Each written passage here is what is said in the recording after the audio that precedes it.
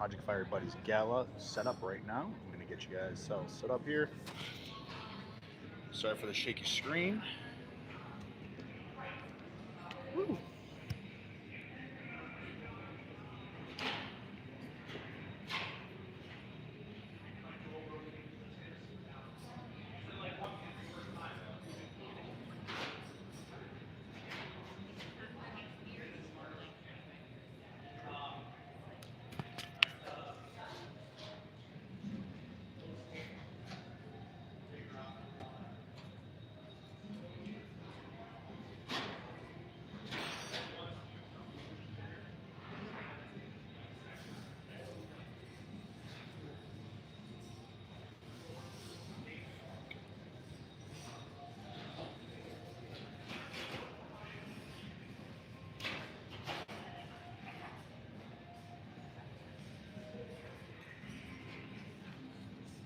Shout out to Rick Murphy, Carl Law, one of our sponsors.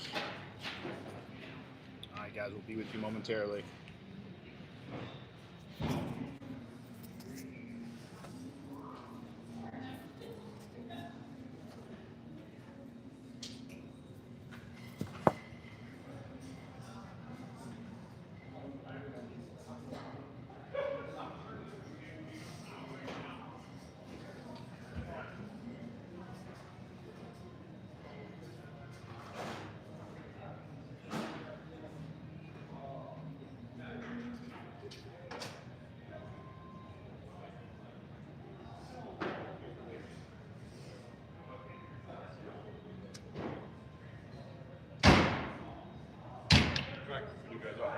No, brother, you're good.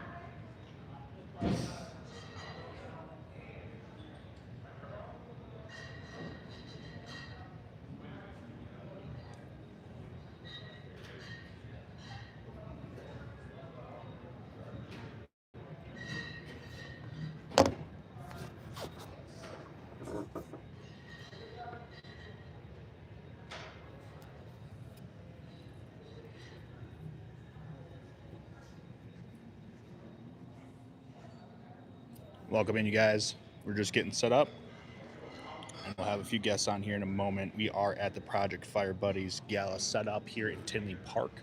The event takes place tomorrow.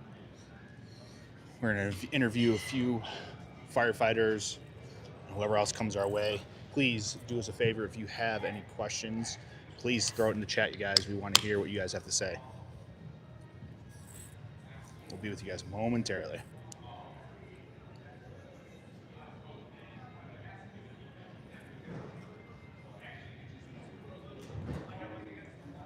Hope you guys are having a beautiful Friday morning. This is a great event, you guys.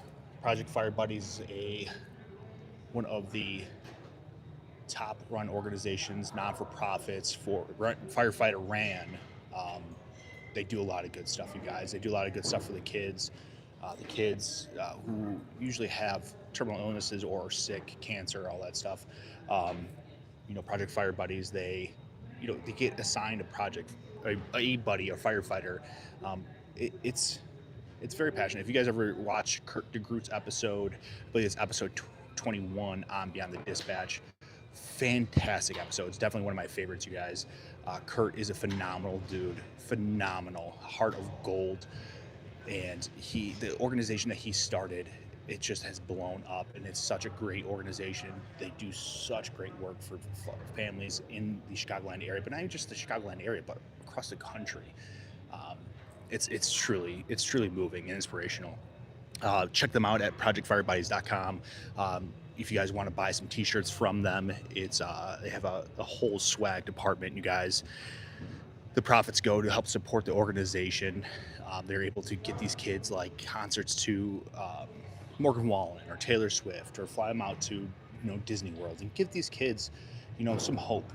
And it's been proven. When we had Dave Engel on early on in our podcast career, Dave just also a super good dude. Check out his episode as well, you guys. But we will be with you guys here momentarily, just doing a few more sound checks, a few more things. Hopefully you can hear me. And we're gonna go from here, you guys. Give us 1 second.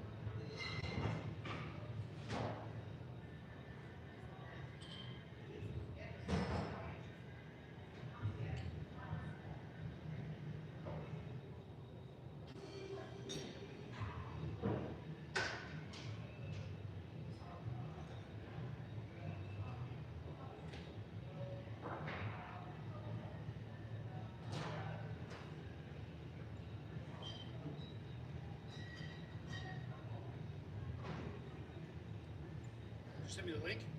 No, just go to YouTube. Make sure you send me the cable cost. Alright. So it'll be me, you, Carrie, Alyssa, Carrie, his wife. Yeah. And Lisa's wife.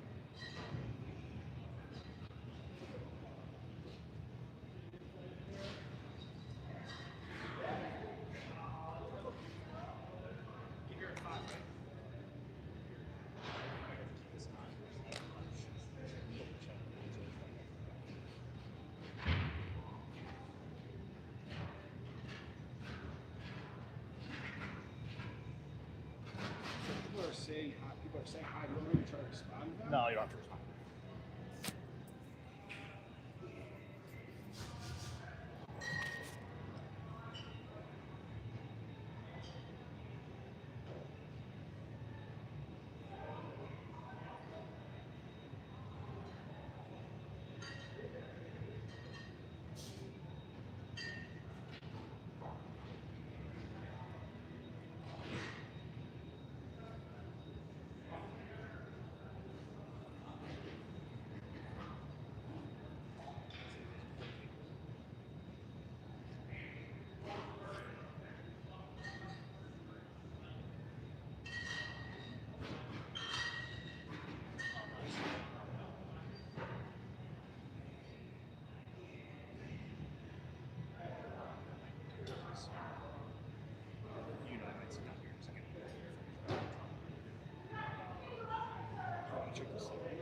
I did. When you gave me the phone, I heard myself talking. It's working.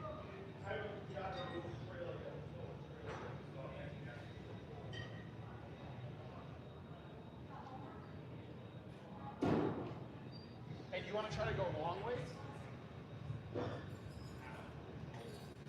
So you might get a little look on it.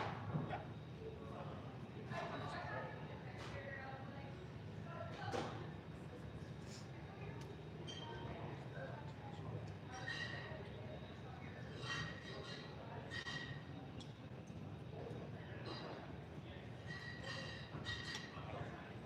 We have those things out there to help.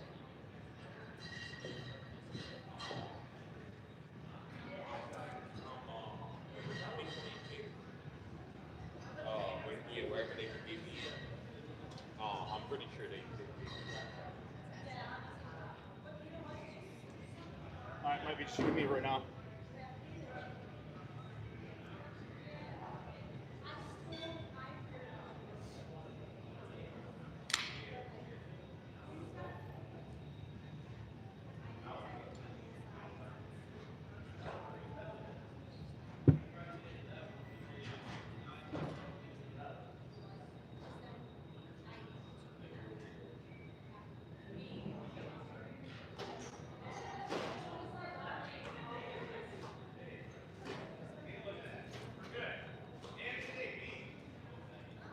Battery, external battery charger.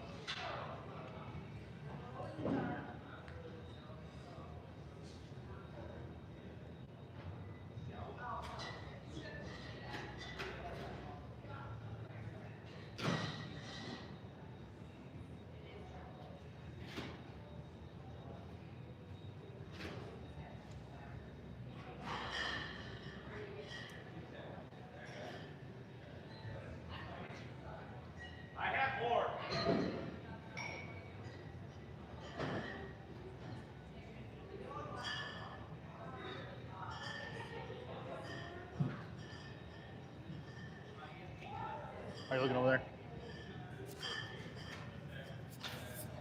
See it looking good? How's the camera look? Good?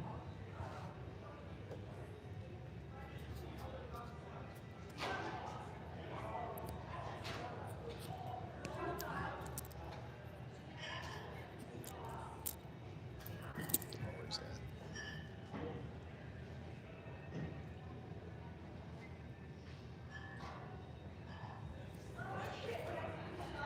Yeah, but I'm going to use it just in case if I have a third person. Yeah, I could.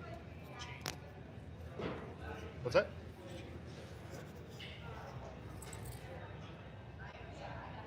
Is it out? We rock it, baby. We rock it. My brother over here is telling me I should put my chain away. You gotta let the Dago chain fly, baby. You gotta let it fly. Shout out to the Italians out there. We love our Italian Americans.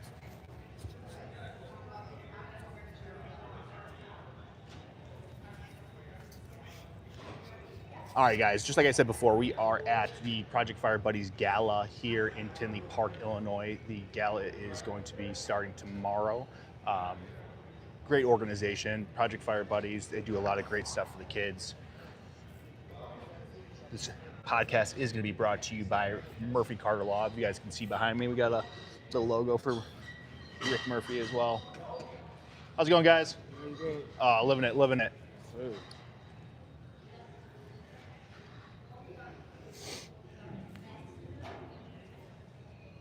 Be right back, you guys. I'm trying to get some stuff rolling here.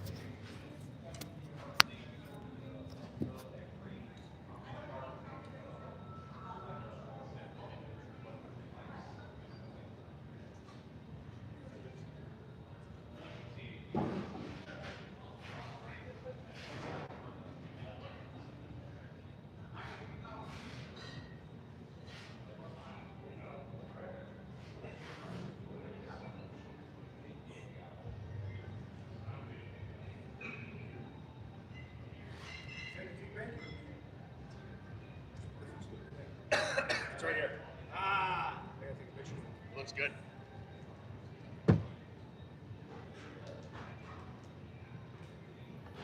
Is he coming today or just tomorrow? No, just tomorrow.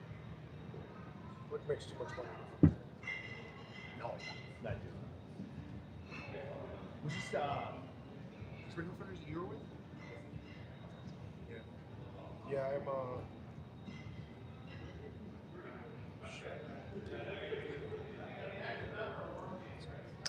I realize that I neglected my phone for quite some time. I love actually doing that. Dude, I love it, but I hate afterwards. Because I have like, you look at my phone, I have like 200 on right text messages. I just can't. I It's can't do so it. hard. It's so hard.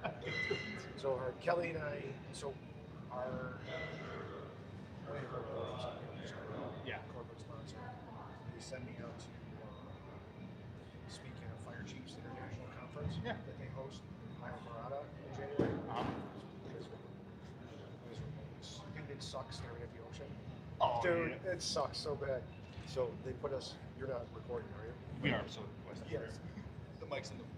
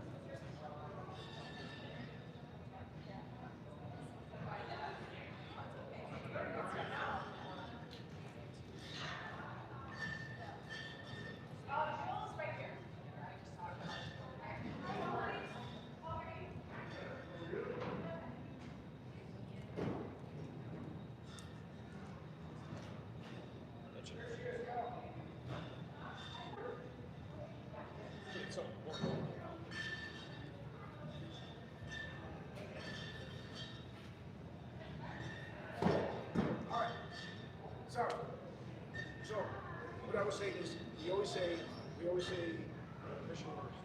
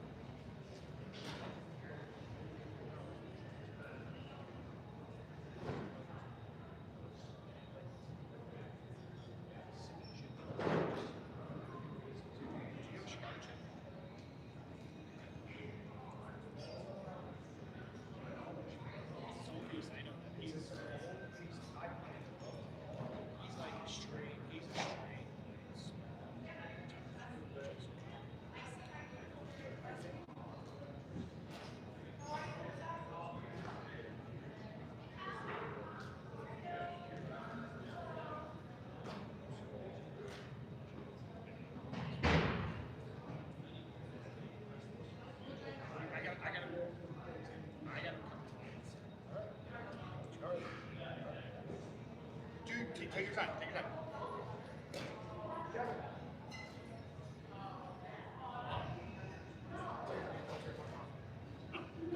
I took a few sips.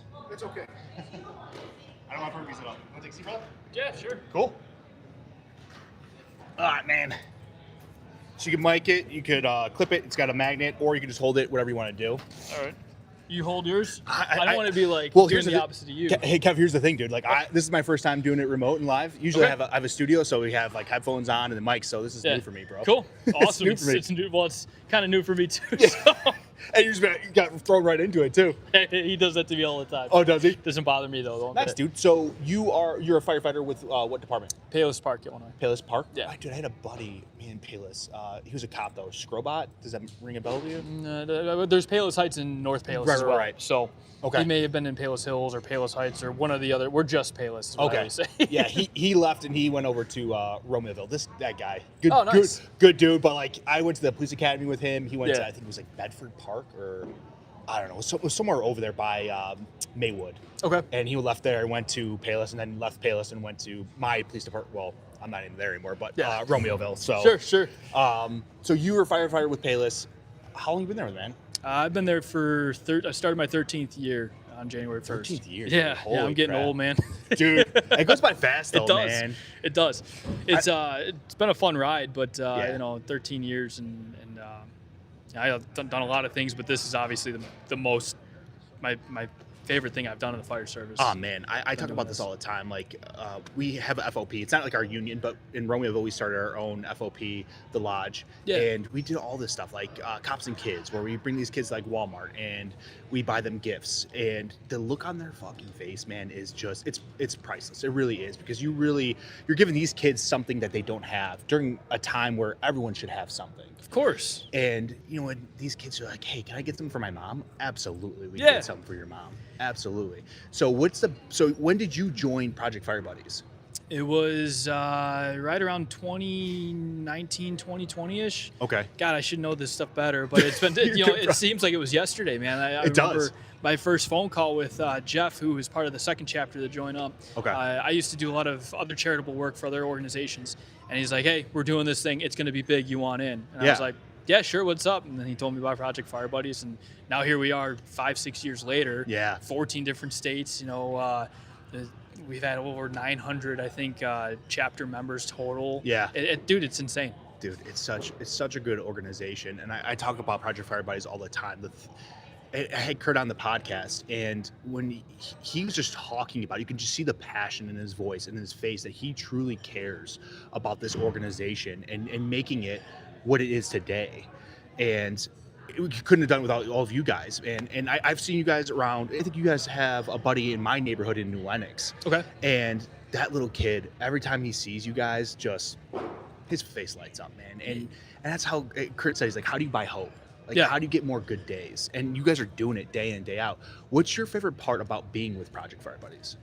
I think, like, one, what is the purest good that you could do in this world is to help children who didn't ask for the problems that they've gotten given to them. Now, 100%. I'm not putting down any other organizations. I'm not putting down any other people's issues or anything like that. But with these kids, And when we were kids, the worst thing we were worried about is, if our video games were taken away or whatever the case was, right? And these kids didn't ask for the battles that they're having, and battles that some adults don't want to take on. Right. And now we're able to do good for them. Right. That's the purest good that you could do. They don't ask for anything in return. Yeah. They didn't ask for their problems. They aren't. There's no ulterior motives for them. I mean, these are kids that are just battling, for the lack of a better term, shit. Yeah, man. And we're there to do the purest good for them. I mean, how do you beat that? And how can you turn away from that, right? You can't. So that's been my favorite part about doing this, is that I know that every ounce of work that I put in, and you work for an organization, I work for organizations, outside of full time, and sometimes you don't feel like the work is good, right? Or the work is what you signed up for. Meaningful, yeah. Exactly. You're trying to find purpose. Here, there's no question about it. Every day I go into that office, every day that I'm doing something for Fire Buddies, I know that 100% of my efforts going in is hopefully paying dividends for these children, and it's easy to go to work then. Right. I love it. And too, you know who Dave Engel is? Yes. So we had him on the podcast, and he talked about his son, who was part of the organization. I think he still is. Yeah, part Nick. Of it. Yes. Yep. Great dude. And he told his story about how he had a buddy, and every time he saw him, he would just pep up, and how, they'd be like, all right, you need to come see him. This could be his last day. And every time he'd come, and he'd perk right up, dude. And he'd be there another day. And you guys truly are like giving this kid hope and giving him more days that he could spend with his family. It's brother, I couldn't thank you guys enough for what you do. Without people like you, helping us get the word out there, I can't thank you enough, man. It's such a cool thing. And then we have this gala going on, right? And you see all these people come together for the same cause, which was grown from a small little chapter in Oak Forest. Now, like I said, to all over the country. But you have people coming from all over the country, and some from other parts of the world, to come for this cause here in Tinley Park. And it's the coolest thing to be a part of. It really is. Yeah, man. What would be like the hardest part for you? The hardest part with it is dealing with some of the emotions that come with some of these children that we're seeing. Yes, we are there to give them more good days. Yes, we are there on their good days, celebrating those big milestones. But there's also those times where we have to, deal with it, the feelings, the emotions of a child passing away. One of our fire buddies having a rough spell, or going through, my two fire buddies in my town, we have 4 total, but 2 of them regularly have to spend copious amounts of times in the hospital. And then they get out, after being there for 3 months, and you check in with them a week later, and you're like, hey, how's everything going? Are they happy to be home? And they're like, well, unfortunately, we had another setback. We had to go back. Their numbers are down again. It's just like these families don't catch a break, and you almost feel helpless sometimes. We're there to give them more good days for sure, but I wish I could give them the cure to cancer, or the cure for their rejection of their heart transplant or whatever. And it's like, I wish I could do more. I think that's the biggest struggle, right? Is that we are doing more than nothing, but I wish I could do even more. Yeah. 100%, man. And just like you said, I wish we could come up with that cure. And because if that's the case, like, that's where we'd be doing, right? Raising the money for the cure for these kids. For sure. Man, that's tough. And the families too, like, they didn't ask for this, you know, and to see their child, like, man, brother, like, I know my mom said this before, like, I was in a shooting, and you should never have to see your child in that type of position. And then you should never outlive your child. So it's like, I have a son, like, I couldn't even imagine having my son being terminally ill, but like, you guys also bring another angle to it for them, right? Because like, you guys help ease some of their pain, because you're bringing their kid joy. So that's awesome, man. And that's where I think Kurt hit the nail on the head, is that you have multiple organizations out there doing great work, raising money to find cures or find treatments to help these kids. But it's very on the business end of it, right? It's very much on the, we want to get this kid cured. We want to get them helped. And that again, most important work possible is finding them a cure. But unfortunately, they don't hit that positivity mark. They don't hit that, giving them that sense of being a child, or the joy, or the memories. Like, but they have to put those funds towards finding the cure, and that's where we can step in and we can help. We found a niche that needed to be filled, and Kurt hit it on the head, man. Yeah, because in two, it's like a lot of these kids, like a lot of these families, they pay out of pocket. you know, and to see them go through that. I remember Kurt, he came on the podcast and he was talking about it. He's like, we bought this kid like an Xbox or a PlayStation, and we went in and they sold their TV, they sold their couch. I mean, how is that for you guys? I mean, that has to be like heartbreaking, because he's like, we were like, hey, let's go to the furniture store. We're going to the furniture store. We're going to give him a TV. Yeah. So how is that for you guys to see that type of, because like, are you a father yourself? I am. Yes, I have 2 children. One of them had a medical emergency when they were real young, and it was very scary. You know, Extremely. I had to do, you know, mouth to mouth with my own daughter. It was a very traumatic thing. Were you a firefighter at the time? I was, Okay. yes. And it was something that was out of our control. She had a seizure. It was something more than just a typical seizure, though. It wasn't like a febrile seizure. Right. Without getting into my stuff, I understand the amount of stress I felt in those moments and the moments following that, but time has gone past, and I get to escape from that where these families don't.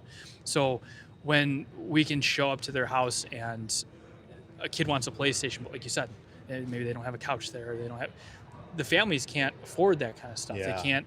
So we have a family in a town that had to have a wheelchair ramp for their child, but insurance wasn't going to cover it. Right. And it's like, so they have to spend their days picking them up, bringing them up inside, bringing them down. Nobody's going to cover the cost. They don't have the money for it. To be able to provide those things for the family or the siblings, right? The siblings, I think, is sometimes very heartbreaking for us too. Yeah. One of my families in town has 2 fire buddies. Both have the same disease. One of them has it a little worse off, but the daughter in the middle doesn't have anything wrong with her, but she feels that because the other 2 have to take their medications in the morning, they have to give her certain vitamins in the morning to make her feel like she's getting her medications too. Right. Because they don't understand. Exactly, they don't. And these siblings are going through so much too. So to be able to, again, Kurt hit it on the head, to be able to help these kids, help the parents financially, and then now we're helping the entire family. Yeah. It's multifaceted. You're helping guys on our department with mental health issues, you know, where they're either feeling burnout or they have depression or something like that, and they go on one of these visits. I mean, we're helping the children, we're helping the families, we're helping the parents, we're helping the firefighters that are going to do this. Right. We're helping the community come together, especially when the world feels broken sometimes. Brother, to bring the community together. Turn on the news, you'll find out. How about it? How about it? Dude, you're kidding. So I mean, this organization is filling so many holes and fixing the world right now that it's truly an honor just to be a part of it. You know.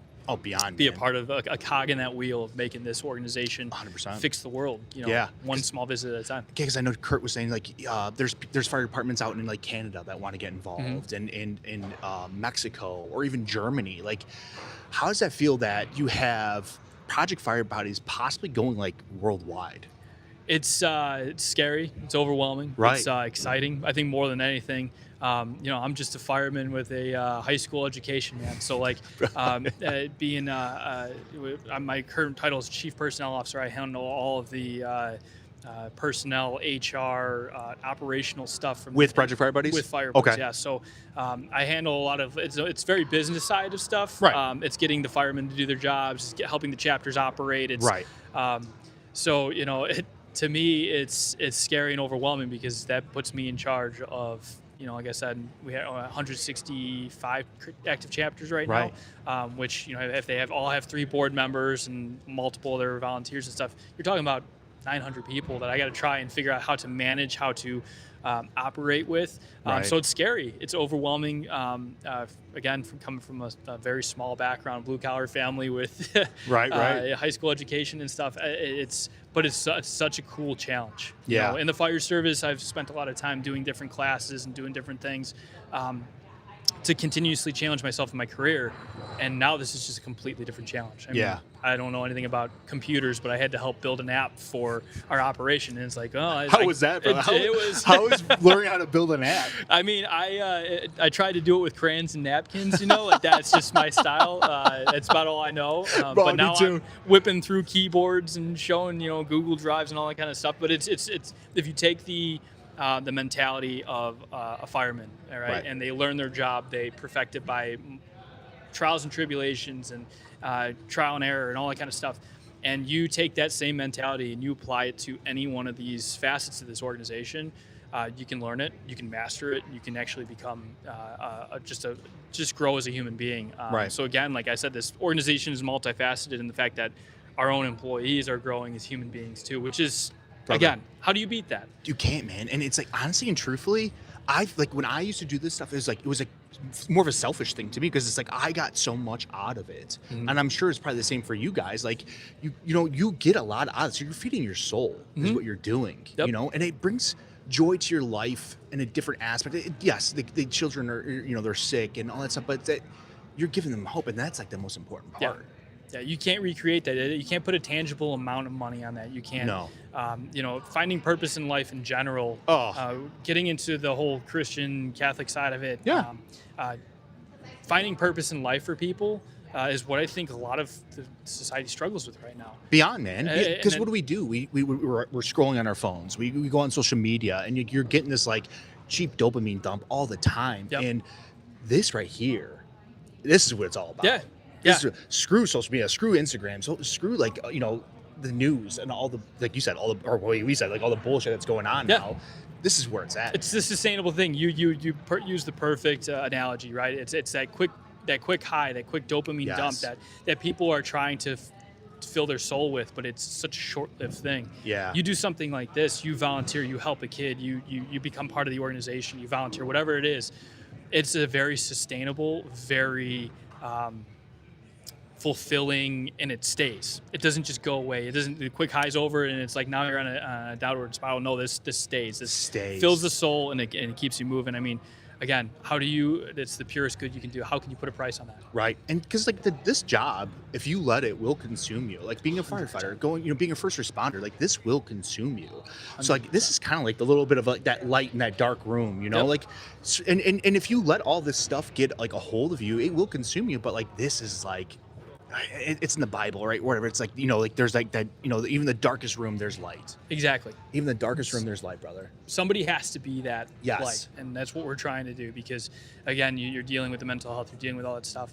But when it comes down to it, it's trying to fulfill that purpose. And to me, it doesn't get better than Project Fire Buddies. Brother. It's been awesome. It doesn't. So how does your fire department, do you have like a bunch of guys like all wanting to kind of jump in and help out? That's the struggle, right? Is that Yeah. you do get some guys that really want to be a part of it, and then you have some guys that it's another chore that they have Chore to do for type them. deal. So Right. I think that's the biggest struggle on the personnel side has been how do we get guys passionate about it? Right. How do you? Because unfortunately, again, we live in a world where some people want to show up, they want to bring the paycheck and go home. Right. So to me, that's been difficult. We have quite a few guys that are passionate about it that help me out with it quite a bit, and then you have some guys that have no interest in doing it, and I think that's just society, man. You can't.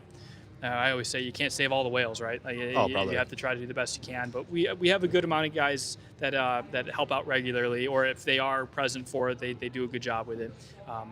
Two of my guys in my department really help me out quite a bit, man. and that's the cool part. Yeah, Is that they get bought into, their families get bought in. We do a big Santa parade delivery in December, and the families are showing up. The kids, the kids love it. You know, and sometimes it's a little overwhelming for the families, so we have to try to tweak a couple of things to help them out. But ultimately, I think we bring the mayor, we bring the aldermen, we bring all them in, and they're returning every year wanting to do it again. Yeah. So again, you're finding places for people to fill their soul a little bit, but on top of it, you're creating these memories for these kids that Beyond.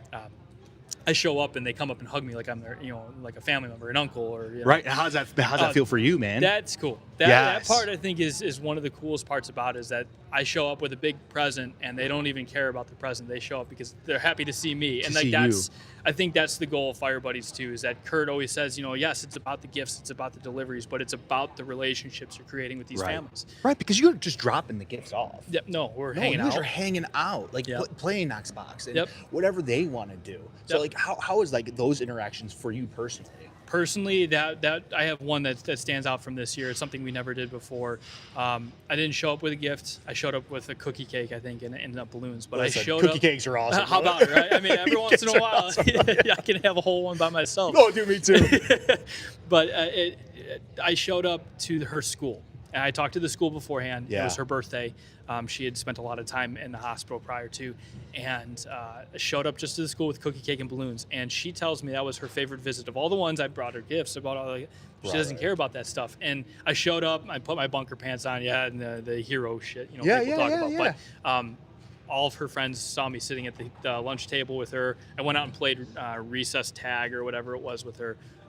But it was a cool experience because she didn't care about the gift. She was just happy to see me. See you. And when you call 911, sometimes the people aren't so nice to you. So, brother, I know that for a fact. Yeah, I bet you do. But it's you show up and they hug you. You're like an uncle to them. Right. That relationship. Even if I retire from an apartment, I'm still going to be friends with them. That's the coolest part. That's the coolest part, is that I didn't just build a charity where I give stuff away. I built a relationship with these families. Beyond. And you impacted their lives. And probably more so, they impacted your lives. 100%. 100%. I can give you an example of that real quick, too. Let's hear it. When my daughter went through her medical issue, I had my Fire Buddy family, and she told me about a story where the nurse was a recording artist. Minor, but she would record songs, and she took the heartbeat of the daughter before her transplant as the background beat to the song of "You Are My Sunshine." Oh God. Well, when I had my daughter with the medical emergency before that, the only song I could sing to her to get her to go to bed at night was "You Are My Sunshine." So when I talked to her and I was struggling with the feelings of, putting her to bed at night, not worrying if she was going to have another seizure or whatever the case was, she told me about that story, and I'm like, there's no way that's a coincidence. Not a chance. I don't believe in coincidences, brother. Exactly. There's no way that's a coincidence that was the song that she had that soothed her, and it helped soothe me too. And she shared that with me. She helped me through my problem, even though they're the family that's dealing with the biggest shit, Brother. So that was it. I can't say how much it's helped me. Oh, so you said "You Are My Sunshine," right? That was so. Another crazy thing is my mom had gotten me a stuffed animal, or my parents had gotten me a stuffed animal when I was a kid. It was a clown, and in the foot was a music box, and it was "You Are My Sunshine." You can't tell me that's a coincidence, brother, right? It's not. Like it's God's way of bringing us all together. Beyond. And again, in a world that sometimes feels so broken. Right, and we could talk about that as well, where it's like we all have our journey. And we all have our journey in life, right? And God's not going to throw you. I'm personally religious, so God's not going to throw you a challenge that you can't handle. Right. So all these things that might seem doom and gloom, like day in, day out, that happen in your personal life with your daughter, or even with the job in general, man, like these are all lessons. Like, what are you learning from these lessons? And what are you taking from them? Like, you could take it easily as like, only bad things happening. But like, look at the joy, it doesn't matter how bad something is in life, good's going to come from it. And you guys are living proof of that day in and day out. When you guys go to these kids' house and you're giving them an extra day, an extra week, an extra month, that's what it's about, because you're giving that family another day with their kid. And I think that's kind of pulling that into it too, is that, you talk about God's not going to give you a challenge that you can't handle. Right. I was told this once before when I was going through some struggles, is that God is not going to give you something, or he's not going to do something to you. So these families that have these kids with cancer, it's not God giving them cancer and doing it to the family, almost like blaming God for it. For us, and for me, when I was told this, it really kind of set in, is that if you pray to God for patience, he's going to give you an opportunity to be patient. So if you're praying to God for for help in a situation, he's not going to give you the help. He's going to give you an opportunity to help yourself to grow as a human being. Right. So to me, when these families, they're praying for help, they're praying for patience. If I pray to God for patience, my daughter's going to come up and annoy me the second after I pray, right? Because he's going to give me an opportunity to learn how to do it. Cereal over the floor, dump milk over the floor. Yeah, exactly. And it seems like it's just like the world's falling apart around it, but he's giving you opportunities. Yes. And when I was going through all this stuff with my family, when I got offered the possibility of joining up with Project Fire Buddies, he was giving me the opportunity to work through those struggles rather than just helping me with those struggles. Yes. And I've grown as a human being because of it. I'm hoping to do that for these families. I'm hoping to do that for anybody who wants to volunteer. Yeah. Any of the chapters that join up. That's my goal with Project Fire Buddies. And you're doing it, man. And I kind of want to circle back to what you were saying. Like, you put on your bunker gear, right? And to you, it's like, how many times you put on your bunker gear, brother? Yeah. Every day, every call you go to. All the shit I'm going to get for putting it on, right? Right. And like, to you it's like another day, but to them, like they're literally seeing their hero. Because like as a kid, like what did you want to be? You want to be a firefighter? Like all these kids, you ask them, what do you want to be? I want to be a firefighter. I want to be a soldier. I want to be a cop. Nurse, I want to be a nurse, officer, a doctor. teacher. Yep. You know, to you, you're living your dream, but now it becomes monotony of like, oh, this is just another day, another day. Yep. But like to them, that's everything, man. It's the coolest thing for them to have somebody show up with all their gear on and sit down and have dinner with them or have lunch with them around all their friends and stuff. For that day, she got to be the star, which she should. Right. And that was the goal of that. Yes, and all those kids probably saw her, and all the it's just fucking magical, brother. Yeah, dude, it's magical. When it comes down to it, it's the purest good that you could do. Right. Is for a kid who didn't ask for the shit that they're going through to help them. And I go to sleep at night knowing full well that I'm hopefully earning my spot in heaven someday. Brother, I'm a huge fan of karma. And everyone hears karma of like, oh, it's bad. No, karma's also good. Mm-hmm. Like the more good you put in this world, the more good you get back. Mm-hmm. And it's a proven case, right? Like where your mindset is everything. So stop telling yourself every single day of, oh my God, my life is this. I'm so busy. I'm so tired. I'm exhausted. I'm this, I'm that. Like I'm never going to be good enough. Like the way you talk to yourself is how your life is going to go. Absolutely. I'm a firm believer of that. Absolutely. Firm believer of that. And if you aren't being challenged, then you're not living to its fullest. Right. So you got to look at your tribulations as a chance for growth, that opportunity 100%, that he's giving you to grow. And for me, even my kids, like, if they're having a bad day, they want to go here, they want to go there, or they want this toy or whatever. Yeah. Just remind them, hey, remember that visit we did a couple of weeks ago when we dropped off those kids? Those kids don't get to do any of that, so you're very lucky. Very lucky. And it's a very valuable lesson to them. I was going to say, so that's actually a good point that you brought up. So, like, how is that? And so you involve your family in this organization as well? As much as I can. Yes. Yep. Right. Correct. So you, your wife, all that stuff. So how is that for them as well? Do you think they are getting something out of it? 100%. Yeah. My wife does a lot of the swag work. She's actually here getting ready for the gala right now, but she started working for Project Fire Buddies too. My kids, though, I think had the biggest effect on them. Yeah. They draw pictures every time I go do a visit. They want to write make a card for the kids. And again, to me, it's just as simple as I turn to them and I say, hey, there are kids out there that aren't going to be able to do this because of their sickness. And you've seen them. You've seen the problems that they're going through. You should be very blessed, very lucky to be where you're at. Right. And they do. They believe that. And they don't feel that sense of guilt, but they feel that sense of, you're right, Dad. And then they kind of straighten out a little bit. I'm trying to make them good people in the world too. Well, and brother, this you're is, doing again, this job, I say job, but this organization is doing that for me as well. So again, multifaceted. This organization does way more than just deliver gifts to kids. It is fixing a lot of the world's problems, all encompassing in one. Brother, I think the world needs more Project Fire Buddies in their life. That's the plan, man. We're gonna get out there. We're gonna get to all 50 states. We're gonna hit as many chapters as we can. We're gonna help as many kids as we can. Yeah. And then one day when I'm old and tired, I can look back and say, hey, hopefully I made this place better. Brother, you are not even just with Project Fire Buddies, but with the job you do day in and day out. Like being a firefighter, you are a firefighter. You are also a paramedic. So people aren't calling you because they stub their toe. Yeah. We do get a lot of that. We do get a lot of that. You do get a lot of that. But there's also a lot of, you see people in their darkest days, man. Mm-hmm. And who are they calling? They're calling you in their darkest days. So it's like, that's another thing to keep in mind. Whoever's the first responder out there, you guys, like people are calling you on their darkest days. Like, don't be showing up grouchy because you got woke up at 2 a.m. Or if you're an officer, like, don't be mad because it's 3 a.m. and, it's your lunchtime and you have to go handle domestic or handle something. All of that stuff affects that family. They're calling you on their worst day of their life. Yep.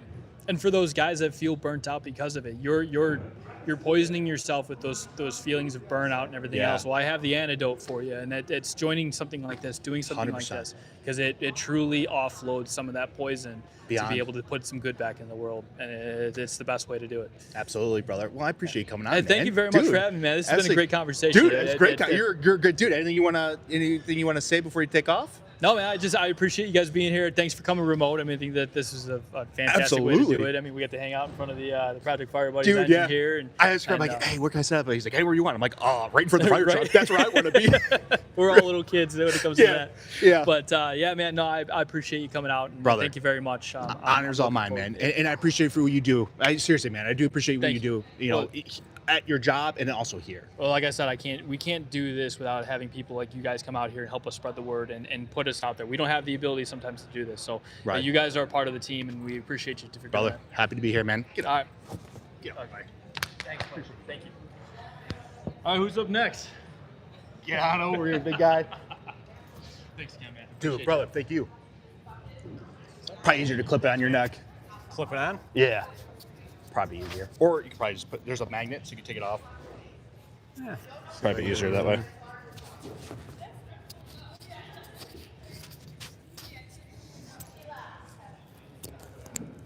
Any questions All yet, Nick? Hopefully it'll stay. Oh, you're in, brother. All right. You're in. All right, man. Tell us a little about yourself. Introduce yourself. So Ryan Ballard, I'm the Chief Operating Officer and Vice President of the organization. Love it. Been involved in Project Fire Buddies since the beginning. Luckily, Kurt asked me a long time ago to be a part of it, and it's been a blessing ever since. Ever since, huh? Ever since. Dumped a lot on your plate, but you're taking it, man. A lot. Love but, it. But I love it. So you're also with Oak Forest, correct? Yes. I'm also with Oak Forest. I've been there full time. It'll be 11 years this year, and then I was part time 10 years before that there as well. Nice, man. So you also know my cousin Corey. Oh yeah. Yeah. Oh yeah. Love Good Corey. dude. Oh Love yeah. Corey. Good dude. Great guy. I always hear some of the calls you guys go on, and I'm like, so like I'm out of there now, right? So Yeah. I'm medically retired. So like I always kind of try to call some of my buddies, call Corey. I'm like, all right, Sure. man, tell me a few stories. Tell me a few stories. I miss it. Corey's got some, that's for sure. Oh, He's beyond. at the center of some of them too. So Probably causing a few Yeah, some might of the be. problems. I love them though.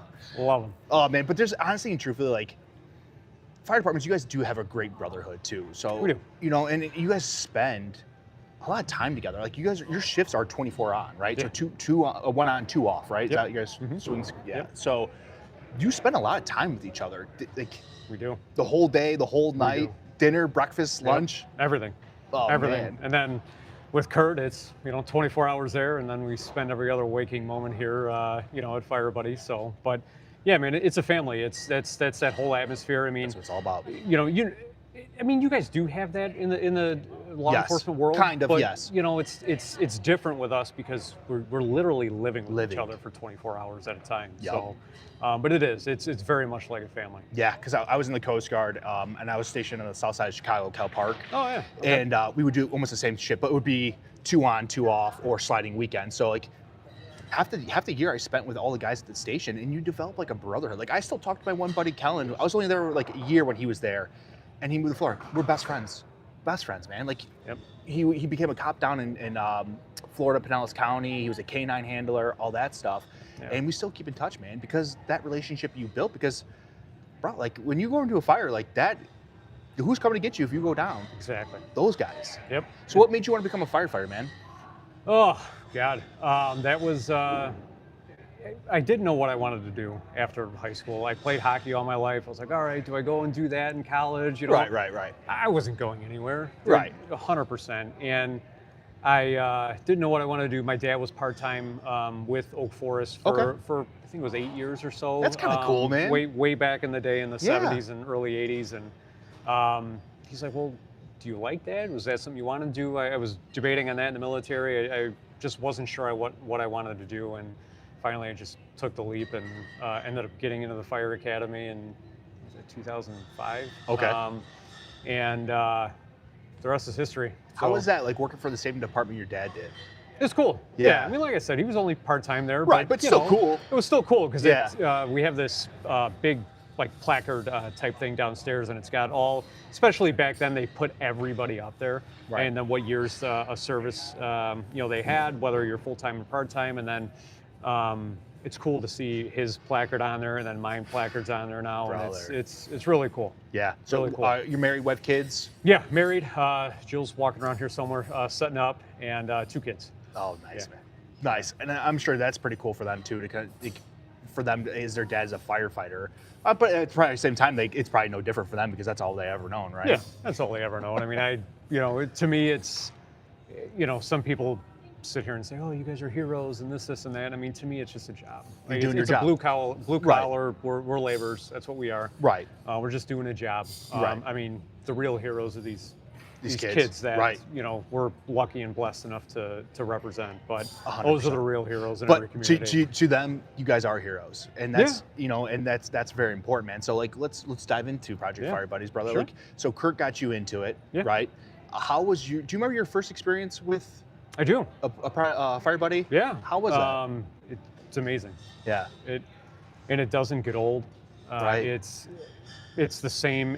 That same feeling every time. Even here tonight or tomorrow night, seeing a few of them here is it's that feeling is there, and it's always strong. It'll never go away. But that first visit that we had, we were just going over. We had no idea what the hell we were going to do. Right. So we Winging didn't. it.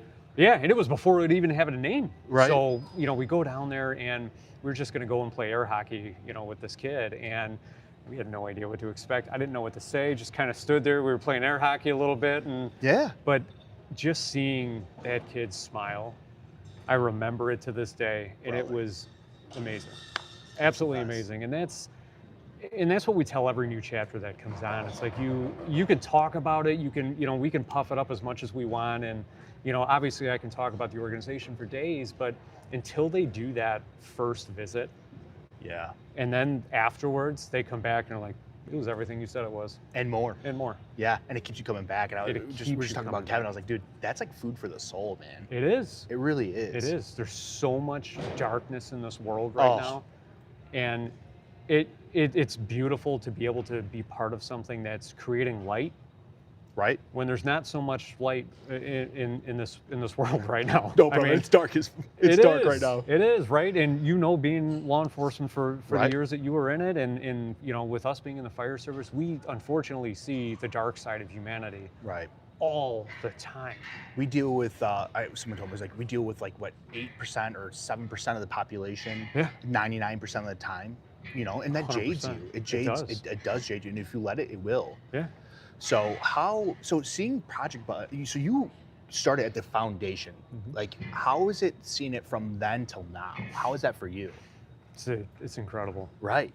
It's seeing in even just this night that's going to happen tomorrow, in seeing what we started from essentially scratch, nothing, and it was just visiting a couple of kids every once in a while, and then it grew and it snowballed and snowballed and snowballed some more, and then it really started growing during COVID, which was amazing in itself. Oh, absolutely. We brought Kevin on, and we brought Jeff from Oak Lawn, and some of these other guys early on, and just watching it, because again, they like, how do we get involved?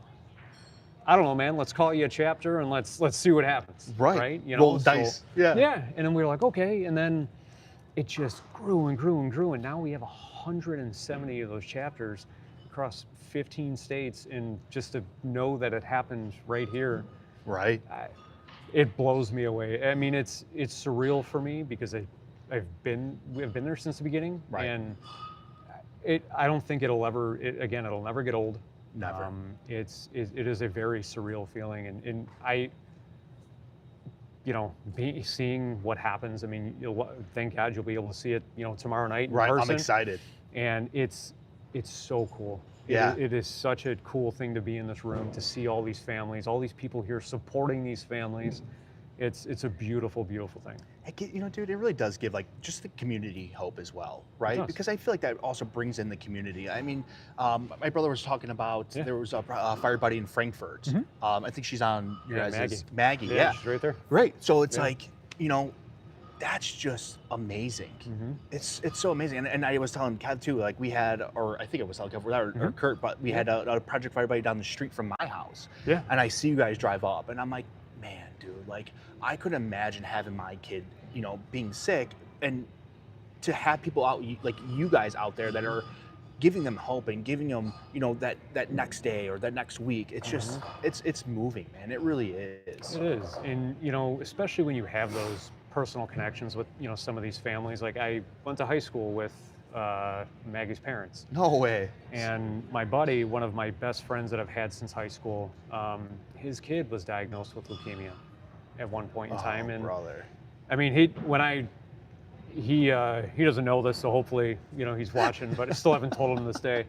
But when his son was diagnosed, I believe his mom was the one that called me first, and I started crying Yeah. immediately because he's like family to me. Right. He It's always like will a be. brother. He is. Yeah. 100%. He's been one of my best friends since freshman year of high school, and it's been his kids are family to me too. Right.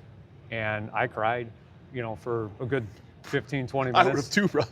He still doesn't know that, but maybe he'll find out now if he Right. watches. So, but and my first reaction was, all right, got to get him in the program. Right. He lives in a community that had a chapter, that has a chapter, and I'm like, I got to get him in. Right. And I obviously didn't want to be pushy about it. Same thing with with Maggie, just reaching out and letting him know that, hey, we're here. Right. We're here Right. when you need us, because a lot of the times families are reluctant to reach out, and that's 100%. completely understandable, right? Because it's a new diagnosis. They don't know their life is turned upside down, and they don't know left from right, up from down. Right. And it might take them a little bit to come around and say, you know what, I do need help, right? Yeah. Because you know how it is. Would you I ask hate for help? asking for help. I'm the same way, man. I hate it. I'll do it by myself. Exactly. I You will know? do it by myself I'll until die I before can't. I ask for help, Exactly. 100%. I'm the same way. So, and I understand why all these families feel that way. Right. And sometimes for, some families, they might feel embarrassed asking for help. They might Right. feel like, I don't want to be a burden on this organization. Right. Well, you're not. That's what we're here for. Exactly. That is our whole mission, is to help and serve you. Right. God put us on this earth for a reason, and I feel like we found that reason with this organization. 100%, man. And having now that personal connection with these families, and thank God they both said, you know what, let's do it. Erin, Maggie's mom, she says it in a couple of videos. She was like, I didn't want all these firemen coming into this, coming into my house. I didn't know what to think. Yeah. And all these strangers, and shortly after that, she was extremely thankful that this relationship started with the organization. And I mean, now she's a giant cheerleader for the organization. Love and it, brother. it's amazing to see. And so many amazing families that are a part Yeah. of this. And obviously Maggie's family and my buddy's family are two of them that, they're unbelievably appreciative of the support that is given with Project Fire Buddies, because it's about bringing that light into these dark times that they're having. Dark times, brother. And you can't. There's no price that you could put on that. Zero. 100%. I agree with you. Zero. 100%. So No. it's beautiful. Oh, brother, it really truly is. Now, what's probably one of the hardest parts about being in this organization for you? Seeing any kid go through Right. what they go through. I mentioned earlier that these kids are heroes because they are. Yeah. I don't do shit as a fireman. Like, in comparison to what they do, What they have to do. like go they through. go through hell, and I can't put myself in their shoes. Right. I can't. I don't know I can't imagine what they're going through. Right. And even having such a personal connection to a family, I can't understand it. I don't know what they go through, and they are the real heroes. So seeing these kids go through what they go through is absolutely horrible. It's horrible, but it also makes us feel good because we are there to help them. Even in what we think is such a small way, it helps them in such a big way, right? Right. But I would say the absolute hardest thing on top of that is seeing one pass. Oh, God. That has to rip your heart out of your chest. It does. We try to make, it's hard sometimes, but we try to make every service that we can. And it's awful, man. Yeah. Because you become part of your family. Like, just like the guys at the firehouse are your family, these people also become part of your family too. They do. Because you're pouring your heart and soul into them, and you develop that relationship with the parents, with the family, with the Right. brothers, the sisters. Yeah, it's so true. And with us, especially when we go to some of the other chapters that we don't really have a direct relationship with those families, right? Right. Which we shouldn't, because honestly, they shouldn't care who Ryan is. They shouldn't care who Kurt is or Kevin or anybody else. They care about that chapter and that department because Right. they're the ones that are creating that relationship with the family. Those are the people that they look forward to seeing, that's exactly how it should be. 100%. They are the heroes in each other's stories. Yes. Because that family does as much good for the firemen as they do for the family, whether the firemen like to admit it or not. Right. We're all bullheaded, we're all hard-headed, right? No, never. You know, but it does wonders for them as well, right? Beyond. It heals. Yes. It heals. But even when you go to those things, you see some of these chapter members because we try to make as many as we can, especially, you know, Kurt and I and some of the leadership team. But when the chapters show up, like a lot of them are in tears, Yeah. right? Because just like you said, they create that relationship with the family. 100%. And it's like one of their own. Yeah. And seeing, you know, in being there for that it's moving because it shows the family, especially some of the extended family and friends that Right. never really got to witness some of that stuff. Right. And then we all show up and everybody in the room is moved to tears because some of these people didn't realize the impact that our organization has on the families and also the impact that the family has on the organization. It goes both ways. Oh, guaranteed. And it's one of the hardest things in the world. I mean, you know, my dad said it to me a million times, and I would say it to my kids when they get older, but you know, a parent should never, ever, ever have to bury their own child. Brother. Ever. 100%. So to see that, it's heartbreaking, man. It really is. You know, It really is. And then you just to see that the fight in them. Yeah. It has to give like you guys that same drive of like, you know Oh what? yeah. They can fight, I can fight. You know, like and Absolutely. also too, it puts things in perspective for you of like It does. one of the most innocent things on earth are children, right? Yeah. And they should never have to, because there's plenty of people out in this world that are just pure evil. Oh, You know, that Absolutely. deserve probably some of these illnesses instead of like these kids because they have so much life to live and so much potential, and it really is heartbreaking. it is, man. And you pray and pray and pray and pray, right? Like why, you know, help these kids, you know, why, right? Right. And you have to start asking questions, right? I mean, obviously, we don't know his plan, right? Right. None of No us one ever does. will. No one ever will. But you know, and that's one of those things where you look up and you're like, it couldn't be. Why the kids? Why? Right. You know, it doesn't make any sense to us, right? Right. But you know, we're not sitting in that seat. You can't sit there and dwell on it and try to No. figure it out because you'll just drive yourself crazy. You can. And my thing is like everyone has their journey. They do. Everyone has their journey to accomplish, to overcome, and you know, I was telling Kev that too. Is it's like God's not going to give you anything you can't handle. Yeah, 100%. You know, That's no matter perfectly said. how dark the day gets or how Yeah. horrible, good does come from it, and you guys are does. living proof of that every day, man. Because like you guys are changing these kids' lives, changing your own lives too. Oh, I thank God every day for putting me in this position, blessing me with this organization. I mean, I couldn't feel more blessed in my life. Right. I can see it on your face, man. Like, Yeah. and even in your voice when you're talking about it, like you legitimately care, and Yeah, and I that's do. we need more people like that in this world, brother. I know, and that's why you look at the, you know, you sometimes you ask why, right? And you said it perfectly. All we can do now is just understand that it happens. Yes. And what can we do to make it better or Right. fix it? Right. Right. And that's where we come in, and we're able to make that bridge that gap and do something positive in these families' lives. And that's what it's about. And you know, whether we're bringing gifts or whether we're just coming over to play the game of air hockey or throwing Right. a football around or whatever it is, it just makes the world to these families. And Oh, brother. 100%. That's what it's about, and man. you're making the world a better place, truly, because you guys are touching not just that kid's lives, you're touching that family's life, the Yeah. extended family's life, and then also the community who also knows and realizes what's going on too. You guys are touching so many lives. So many lives. Paying it forward, brother. Paying it forward for sure. we're trying. Oh, you're doing We're it. trying. You're doing it. So what is probably one of your best or one of your favorite moments with Project Fire Buddies? Do you have one? I'm sure you have numerous, but do you have one that sticks out to you? You know, there's a lot. You know, obviously this gala is a very special thing. Mhm.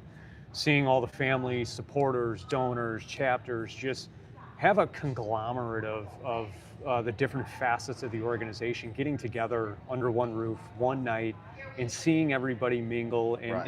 it's such a beautiful thing to see all that come together. It's Yeah. so cool. I love this event. It's amazing.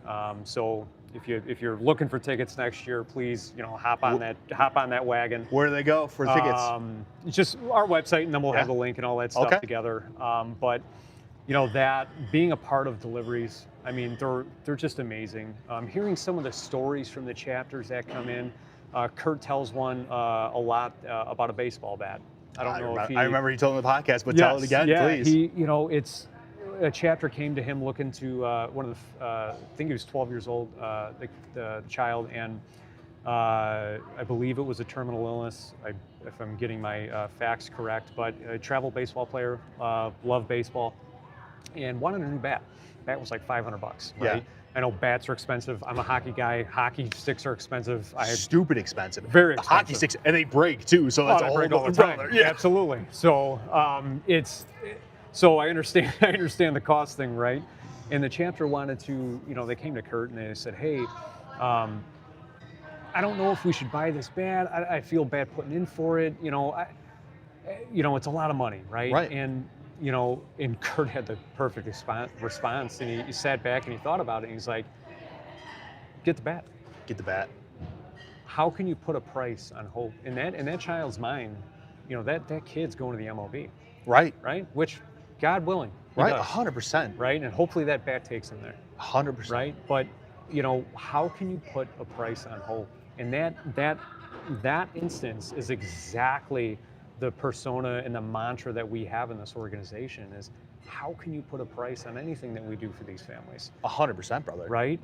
We will find a way, right? Yes, money's not unlimited. We wish it was. Right. But it's not. So if you're looking to donate.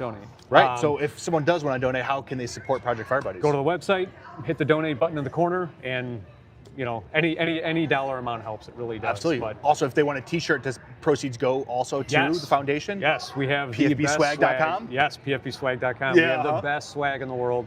Our lovely designer, she's walking around here, Bridget. Bridget, I talked. So Bridget actually knows my mom. Oh, yeah, awesome. Yeah, my mom used to work at Curves back in the day. She goes, oh man. She goes, your mom, Connie? I'm like, yeah. She goes, yeah, I used to work out with your mom at Curves back in the day. That's fantastic. Small world, brother. Small world. But yeah, she does all the designs. She's amazing. We have the best swag in the world. So that all directly supports our mission. But, yes, money isn't unlimited, but we will do whatever we can to make these dreams happen for these kids. I mean, we've sent kids to Disney World, we've sent kids to the Dells, we've sent kids all across the country to all kinds of sporting events, concerts, whatever it may be, celebrity shout-outs, whatever it is, we will do whatever we have to do to make it happen. And you guys do it. We try. You guys do it. You try. Sometimes we don't get it, but it's not because of lack of effort. Right. Honestly, I think a lot of the kids just showing up. Yeah. Just showing up and seeing you. Exactly. Seeing the fire truck pull up in front of the house and, it's not all about hanging out. And Kev was just talking about how he went to this little girl's school and had lunch with her and played tag with her. Like, that probably meant the world to her. And then all of her friends are seeing her, play with a firefighter at school. Like that's awesome, man. It's so cool. And like some of those visits are some of the special ones, right? Like even like in the summer where we grab a bunch of super soakers. Yeah. Right? And then you're going over to the kid's house and you're having a big squirt gun fight, diving underneath stuff. Maybe we were hooking up a booster line to the rig or something. And it's so fun, man. It's so fun. And even that, like, we didn't bring any gifts over. Right. We just had fun. Yes. And that's what it's about, because that family was able to forget about what's going on for 20, 30 minutes out of their day. And that kid probably forgot that they were sick. And and that's what it's about, showing them the good time and they had taking that off their mind, because I'm sure that plays on them as well. Oh, absolutely it does. It does. And then you look at that, right? And take the school setting, right? Because the vast majority of these are all school-age kids, right? Yeah. They're looked at school like, little Johnny or little Susie's the sick kid, right? Right. Well, when they're part of Project Fire Buddies, they're not the sick kid anymore. Nope. They're wearing Fire Buddies gear at school, and then they're like, oh, he's a fire buddy. He's a fire buddy. He's a fire buddy. Yeah. Right? It's a totally different game changer for these kids. That's because so cool. Now they're looked at like heroes. Yes. Which they are. Oh my God, brother. They are. They're so 110% they're a hero, right? And I'll say it till forever. I've said it you know, 2-3 times in this interview now, and now they're looked at like, oh, that's a fire buddy. It's a fire buddy. And everywhere they go, like especially when they're in town and they're at. I ran into a family getting my hair cut. I think it was last year at some point. Yeah. They all walked in wearing Fire Buddies gear, and I didn't recognize them at first, and didn't really. I just wanted to see, hey, you know, what was their genuine reaction about the organization, right? Did you just slow play it? Like you weren't involved at all? Yeah, No? I do it all the time. I love it. I do it all the time. There's actually a lady that walks around in my neighborhood with a Fire Buddies shirt. She has no idea who I am or if I'm even involved in the organization. Yeah. And I'm just like, oh yeah, I just, you know, yeah, I support them, because I was wearing a shirt one day when she was walking by. I mean, it's all I wear. But it's so cool to see their genuine reactions, and it creates conversations in the community. That's what I love about our swag, especially with the good Daymaker stuff that's coming out now, and it's not so fire department centric, right? Yeah. You know, with the Maltese and stuff like that. Right. And it just creates conversation. It does. And it just lets more people know about what's going on in the community and stuff like that. And just hearing those genuine reactions, it's so cool. I was texted Kurt last night. My kid plays hockey, and I coach, and so we were at the ice rink when we were walking in, and there was a coach that was on the ice before us, and he was skating around with a sweatshirt on, with a Fire Buddy sweatshirt on. And I text him immediately, like, dude, there's a guy skating around on the ice with a sweatshirt on. I love it. And it never gets dull. No, never it doesn't. gets dull, man. It doesn't. So it's so cool. Even before Kurt came on the podcast, I think we were in talks with them, tried to get him on the podcast. Yeah. And I was driving to my house, and I live in unincorporated New Lenox, so it's like there's no sidewalks. Yeah. And this kid's on the side of the road walking, and he has a Project Fire Buddies shirt on. And I'm like, if that's not a sign from God, I don't know what is, brother. And Kurt hooked me up, got me a bunch of swag, and then I bought some shirts and some sweatshirts, and I wear it all the time to the gym. I wear your guys' hat every single day to the gym, and people come up to me all the time, like, what's Project Fire Buddies? What's Project Fire? I'm like, how much time do you have? Exactly. Because I'm going to tell you, like, how much time, and I'll fit what I need to say in that amount of time. It's awesome. such a great organization, man, and what you guys are doing is just phenomenal. It really is, man. I'm biased, but I think. Oh yeah, but for the good reasons. Right, for good absolutely. reasons. And another thing too is like I find amazing as well is like you guys also get your families involved in this. Yes. And I feel like that's extremely important, especially for young individuals that are growing up in this crazy time where you have so much technology at your fingertips, and they're going to be persuaded and you know molded or I guess kind of brainwashed by social media. Yeah. You're giving them like. This is what life's about, is giving and putting good back into this world. Yes, bringing positivity back in, giving back, showing that we're on this earth for more than just bullshit. You know, we're on this earth for more than that. Right? If we can pay it forward, if we can just do good things in the community, good things are going to come to you. Yes. Right? And not only that, but that's why God put us here. Yes. Karma. Karma, right? You give good, you get good. You put bad, you get bad. Put more good out into the world, and that's, you know, and that's what I try to teach. I mean, my daughter's, she's only 1.5, so she doesn't know. But my son, he's 9, so that's one of the lessons that I and my wife try to teach him. Right? This is about giving back. Right? This is about putting good into the world. What can you do for somebody else? And the key is there, especially when I'm talking to kids and him, to not expect anything in return. That's the key. That's what I think is lost in translation a lot in this world. Dude. Like if I do something for you, I don't expect anything in return. No, zero. Right? That's just I just wish that more people thought that way. And it's not because there's so many people like. There's people out there like, oh, you know, I don't work for free. If you help out your buddy, you're gonna charge your buddy money to help him out with something. That's not who I do it because I want to help you because you are an important person in my life. Yeah. You know, I do it like because I love you as you know, you are a brother to me. That's why I do it. For sure. And to help you in a time of need, that's my payment. Yeah. You know I 100%. Got to help you when you needed that help. Yeah. So that's what feeds my soul. Oh yeah, and that's. You know, and I think that's where, you know, some people look at the nonprofit world, right? And like, oh my God, you know, all these people are making salaries and stuff. And, you know, and it's a very common, you know, misconception where, you know, I had a buddy of mine that, actually an acquaintance of mine that really hit home, why do all these charities, why do these people make salaries and stuff like that? And Right. Yes, there is a job portion to it. Right. Right. And it takes time. It takes up your time. Oh my God, it's Oh, dude, I bet. a lot of time. But there is a job portion to it, and that's where some of that stuff gets lost, right? Like you're still doing good, you're still putting good out in the world, right? Like, that's why do your homework on 100%. charities. We talk about it all the time. We're lucky and we're blessed enough to say that 89 cents of every dollar goes to the mission.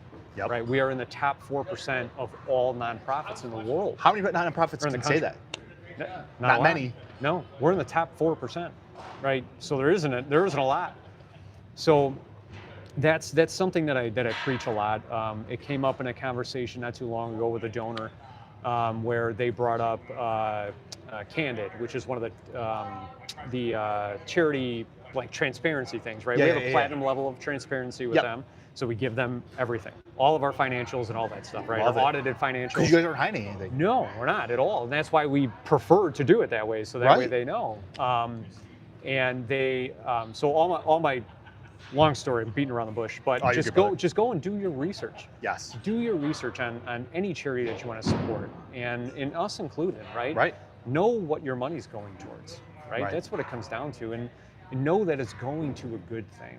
It's going to positivity, and you Right. are making a difference in every child that we serve, that we have the honor to serve, every child's life. It's all helping them. So Couldn't agree more, brother. yeah. I couldn't agree more. Yeah. And I appreciate you coming on the podcast, Oh, dude. man, I appreciate you sitting down with me. No, I appreciate you giving me the time and brother. having me on, and I thank you both for being here. And this is and I can't wait for you guys to experience tomorrow night. It's going to be amazing. It's going to blow you away. After the interview, he's like, "Hey, you want to come to the gala?" I'm like, "Absolutely, I want Yeah, to come to the gala." 100%. Like, and then he sent me the video, and Yeah. I watched the video. I honestly, what really moved me was seeing his son in his speech. It was like, man, that's Yeah. And so what a feel good moment, and Oh. that was probably so special for Kurt too. Absolutely. So special for Kurt. So he came to me, and we got it all arranged. Kurt had no idea, obviously. Right. But he came to me. He's like, "Hey, I want to do something. I want to talk about my dad. I want to introduce something." I'm like, "Okay, let's figure it out, dude. Let's do it. 100%. That would be amazing." And he's gonna make him cry, but it'll be 100%. It'll be awesome. And Moose did a phenomenal job up there. Killed it, He dude. killed it. Awesome Killed job. it. He's a good kid. Moved me to Great tears. kid. I remember exactly where I was at. I was in my backyard. I was picking up dog poop because I was going to mow my lawn. And I'm like, Yeah. I want to watch this. And I'm like, Sure. doing it. I'm scooping it up. Yeah. And I'm like, oh my God, I have to sit down. Like, this Yeah. is too much for me. Oh, Like, yeah. it hit me out of nowhere. I didn't expect to get like that emotional over it. But like, Absolutely. it's just such a good thing what you guys are doing, man. And more people need involved. So like you talk about like do your research. I already know the foundation you guys need to support. It's Project Fire Buddies, hands down. Go to pfbswag.com, get yourself a shirt. The shirts are extremely comfortable. They are. I have multiple. The sweatshirts, super soft, and you guys' designs are pretty badass. Too. They are, for Pretty sure. badass. But brother, thank you for coming on, Awesome, man. man. Thank you. I appreciate you, buddy. Thank you so much, buddy. Thanks, bro. Absolutely. Appreciate you. Absolutely. I appreciate you. All right. Are you next? Yep. Let's Uh-oh. go. Oh, Oh, sorry, Brian. knock him dead. Okay, will do. No, thank you, man. So a couple of comments have been, yeah, you guys are doing phenomenal work. We love the Chicago Fire Buddies. Love Chicago Fire Buddies, doing phenomenal work. Yeah, you guys are doing phenomenal work. Love it.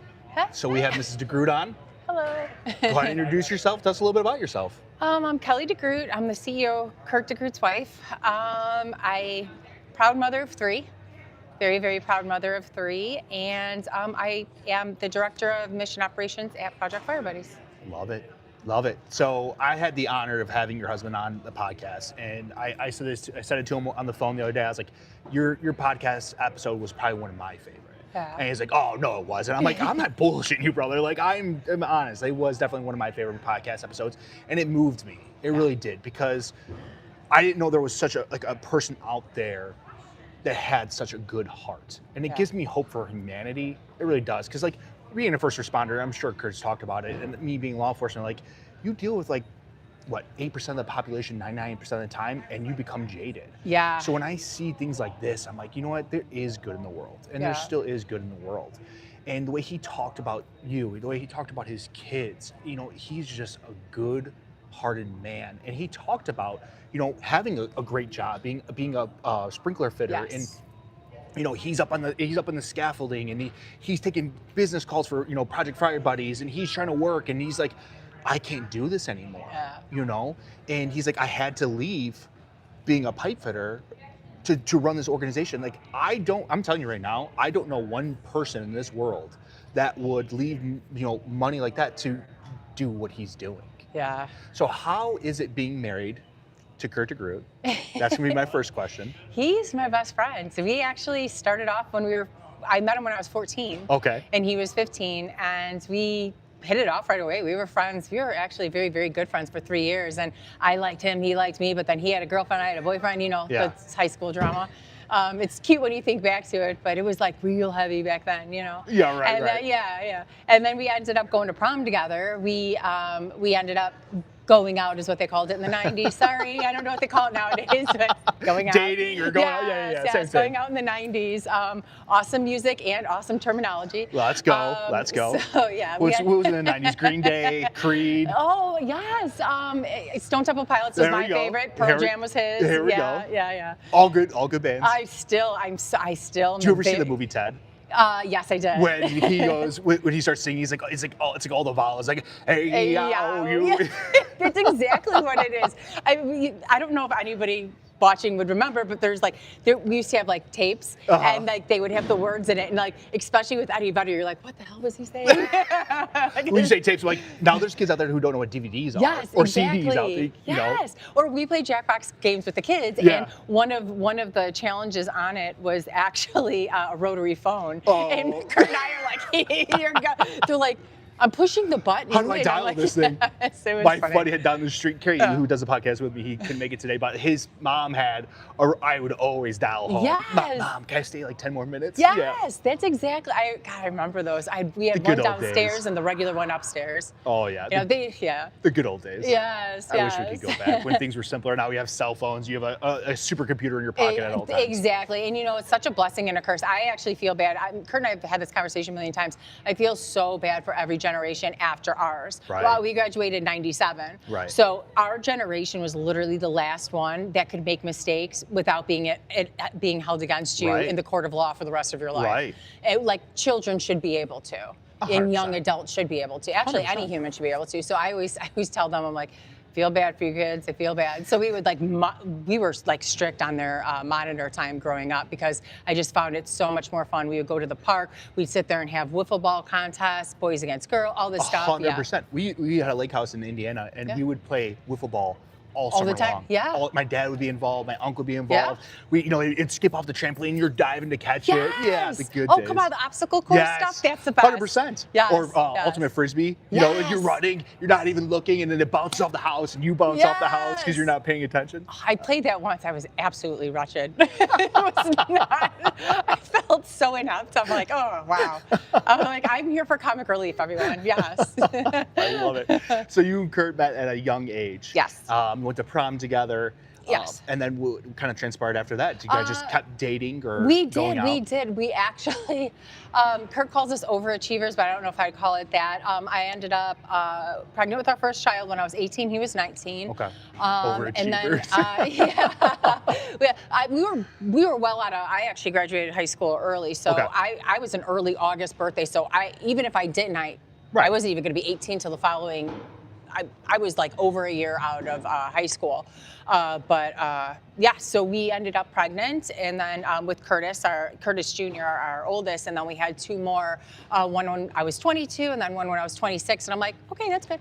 Yeah. Yeah. All done. Yeah, all done. So boy, girl, boy, and I don't know, like we had our, if people look at us now and they're like, oh, you guys are like perfect together. It takes a lot of work to get perfect. I mean, I don't do a lot of work on myself. We grew up together. Right. So like, especially when you're young, you're sort of like, like 100%. You have to learn how to communicate. Oh, communication in marriage is huge. And we learned it. The one thing, there's two things. Like we have God in the middle, and it's him and I. Mm-hmm. And another thing is we love each other so much at the core that even like when we were at our worst, we're like, okay, we're working through this. Yes. Like we got to figure out A's not working, B didn't work. Let's try C and D. Let's try another route. Yes, yes. So it's actually all come together now that we're older and our kids are older, and we really.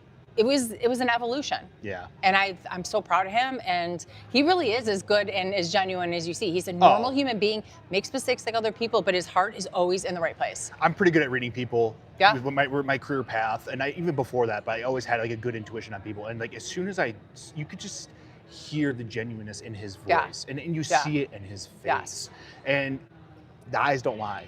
He has it in him. He is a good-hearted person with a heart, honestly, heart of gold. Yeah. I say he's like an angel that fell from heaven all the time, but he's like, oh no, I'm not. But he really, truly is. I honestly, that's the first thing that actually I went from liking him as a friend to boyfriend is, I don't remember if anybody, I don't know if anybody's from the south side suburbs, but Brementown Mall. Okay. It used to be in Tinley, and now it's a gymnastics center, and then the Amish store and Menards. Yeah. But it used to be like this huge mall, and like there was a arcade, Gertie's was inside, movie theater.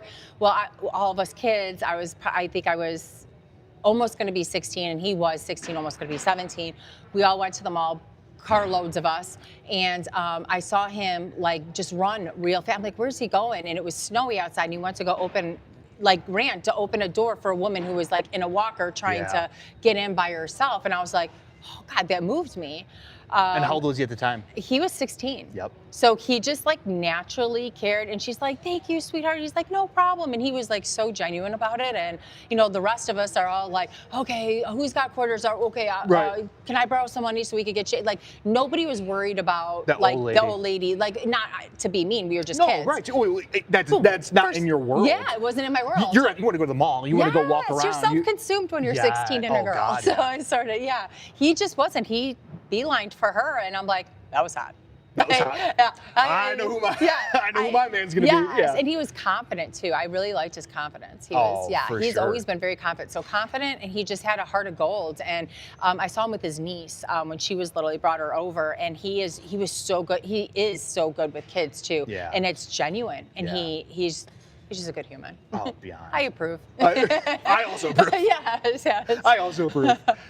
So he was a sprinkler fitter before he was a firefighter, correct? He was. So he tells a story. I think it was your daughter that was choking. Yeah. So I took her to the doctor earlier that day, and she had some like sores in her throat, or her mouth and her throat. So I took her to the doctor, and she was crying. It was the first time she was really sick. I think she was 14 months at this point. Okay. First time she had ever been sick, and I noticed like these little bumps, and I'm like, oh, that's not good. So I called the doctor. Literally, our doctor is down the street. Got in. They put her on an antibiotic, and said, alternate Tylenol and ibuprofen. Yeah. And I'm like, okay. So I did, and the fever was not going down. Well, lo and behold, such a rookie move. Now, she was my second child, but my first one never had a fever. Right. Like, he would get colds, but he never had a fever. So this was new to me, this very high spiked fever. It was winter, and I had her like in the thickest pajamas, because the poor thing is like, wrong thing to do. So she ends up having this big seizure. I'm like panicked, handed her to Kurt. I'm like, I don't know what's wrong. I go and call 911 in the kitchen, and I'm like, I think my baby's dying, Right. So give him the address, and we thought she was dying. We thought, okay, they missed something at birth, or if there's something really, really wrong with her, and the doctor missed it, or, and then no, the firemen came in, and they put the stethoscope on her, stripped her of her clothes except for her diaper, and she's completely flirting with them. And I'm like, thanks, thank you, God. And then I'm like, what the hell just happened? Right. And then Kurt's like, I had driven with them. They were sweet enough to let me go in the back of the ambulance, because she was only 14 months, and I was freaked out. Oh, absolutely. I would be too. Yeah. So we're there all night long at the hospital, and Kurt's like, I don't ever want to feel like that again. He's like, that's it. I'm going to be a fireman. And I'm like, oh, okay. Yeah. And then it started, and he was an apprenticeship at the time for, I think apprenticeship came, he actually went to the firehouse first. So he was a part-time. Okay. He was a part-time, went to fire academy, FAE classes, all that stuff, and was part-time. And then he was, I think it was like his first or second year in the service that he did the sprinkler fitting. I can't remember, so he was a sprinkler fitter, doing really well, went 5 years in his apprenticeship, journeyman, absolutely wonderful. Then he ended up having the opportunity to be full-time, and he was 35, or 34 at the time, and you can't like be past 35 to be full-time. So he made that transition. That was the first time we took a pay cut. So we took a 70% pay cut for him to flip-flop the jobs. And then he ended up staying with the Sprinkler Fitters Union. His friend opened up a shop, so Kurt was sort of like the project manager of his friend's sprinkler fitter. So he's making very good money. Then, like before that though, we find out now he's got to do paramedic school. Yeah. So he was working the 2 jobs. Now he's got paramedic school. We have 3 kids, and now they're all grown. And have a full family. Yeah. And they're all in sports. So there's 3 sports seasons. So all the parents watching can relate. First sports season, I had 3 kids, 1 in each sport. The second middle season around winter, I had 5 sports between the 3 kids because 2 of them were in travel, other like of the same sport they were in. And then the third one in the summer, spring/summer, I had 3. So he's going through paramedic school. I've got like this going on. He's got the 2 jobs. So we were running. You want to talk about testing your marriage? I'm sure my brother can attest to this because he has kids in travel and Jeanette. Yeah. Kids in sports and also trying to juggle jobs. Oh my, you will test your marriage. Yes, it does. Sorry it does. to cut you off, but it really did. In the very beginning, that's exactly what it did. And then like but it also at the same time, we were so excited when we did get to see each other. Right. I'm like, hello, you. I missed you. Instead of passing. Yeah. Because everybody's like, well, you see each other. You're at the gate. Yeah. I'm like, yeah, we see each other. And then good night. Yep. He goes to he's gone before I wake up in the morning, and then I don't see him. I always felt him kiss me on the cheek, and he still does. But aside from that, it was like hi bye, hey roommate, what's up? Right, yeah. Hey What's up, roommate? Yeah, exactly. Yeah. Anything from the store today? I'm going. Yeah. Yes. Stop on the way home. Yes. 100%. And then to go back to, I'm sorry, Nope, that was my fault. I threw you off track. I'm a squirrel. Kurt's usually the one to do these things for a reason. I sort of squirrely. No, it makes the interview, honestly, it makes the interview 10 times better because you get the fun little sidetracks. It's what makes the episode good. Come on my sidetrack with me, yes. Come on the adventure. Please join. Yes, it's fun over here in Kellyville. Yeah. In Kellyville. Yeah, in Kellyville. So he ended up working 96 hours about a week, and then Fire Buddies was taking off like no other. Yes. And I think everybody's heard the story by now that So how did he start Project Fire Buddies? Can you tell me that? Like, let's go, for people who haven't seen Kurt's episodes, like did he just like, did it come to him, or how did the idea kind of start to transpire for him? He had a call, and it was the same kid. I think his name was Liam. I think it was Liam. I know his name is Liam, but I think it was Liam.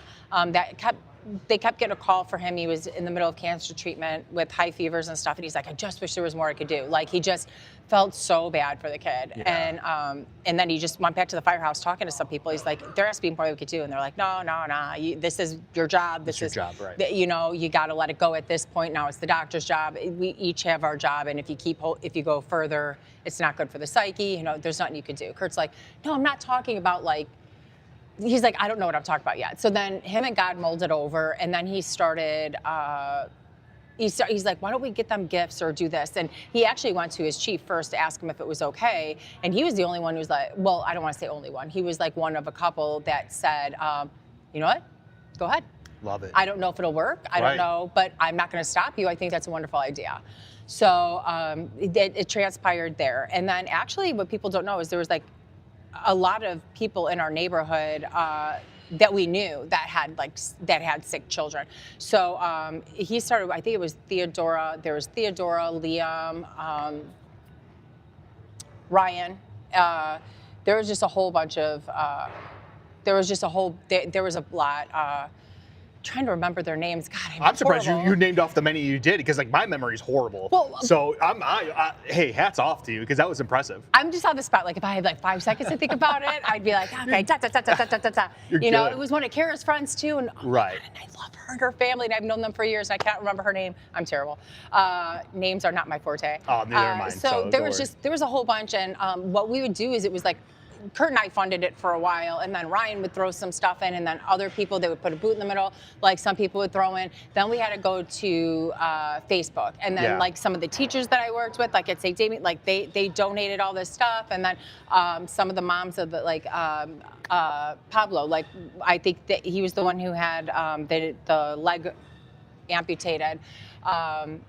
His mom, Eileen, I actually know all them because they went to St. Damien. Their kids went to St. Damien with my kids. So she would be like, I want to sponsor someone. I don't care how much, let me know how much. Love it. And then like would do that. And then we started running out of money because we started getting a little bigger. But before we did that, Ryan and Kurt started a backpack drive for all of Oak Forest too. So that was like sort of at the time a part of Project Fire Buddies. And there was over 200 and something donated backpacks. And then we packed it. We called every single school. They told us like boy, girl, this grade, that grade, this is what it goes into. So we're downstairs, Kurt, I, the kids, the firemen, we're all sitting there and we're putting them together. And we actually had to stop after that because at that point, then Project Fire Buddies started growing and we didn't have the extra time. Right. So that is one part I missed about the very beginning because it was just grassroots, like let's help Oak Forest Right, out. yeah, absolutely. Like the best that we can. And the reason we wanted to do the backpacks is because when Kurt and I were young and Kara, my daughter, was going into first grade, I didn't have enough money to get her all of her supplies for her first day. Right. So she's like, is this all of it? And I'm like, and I lied, and I'm like, yeah, and if you're missing anything, honey, mommy will make sure you have it tomorrow. Right, because how do you tell your kid, like, no, we don't have enough money? Exactly. You know? And it breaks your heart. Yeah, and they repeat, their parents at that age. I didn't want them going into class. My mom said we're broke. Right. You know, yeah. So I waitressed. So I was waitressing that day, and then I had enough money, stopped at the store, got her the rest of what she needed, and I'm like, you never want any other parent to go through what you had to go through. Yes. 100%. And that's amazing. Yes. Or the kid to go there with half the supplies or the cheapest supplies, or right, we all know how kids are. They're cruel. They were terrible. They were cruel at my age, so I can't imagine. Yeah. So that was. They sort of skipped around a bit, but do you have any questions about like to fill in? No, that was awesome. I mean, all of it was great. I mean, seriously, because like that's like how Project Fire Buddies first started. I mean, that's super important, and you guys were giving kids backpacks full of school supplies. I mean, that's super important because a lot of these kids don't have money for lunch, and they have to go on the school program, and they're getting peanut butter and jelly or just peanut butter and bread. And that's heartbreaking because like you were a kid, I was a kid. Like, I had a learning disability growing up, so it's like learning, like reading. Like I had to go to a different class, and how embarrassing was that for me? But at the same time, that made me who I am. Exactly. So I was embarrassed about it growing up, and even in my early adulthood.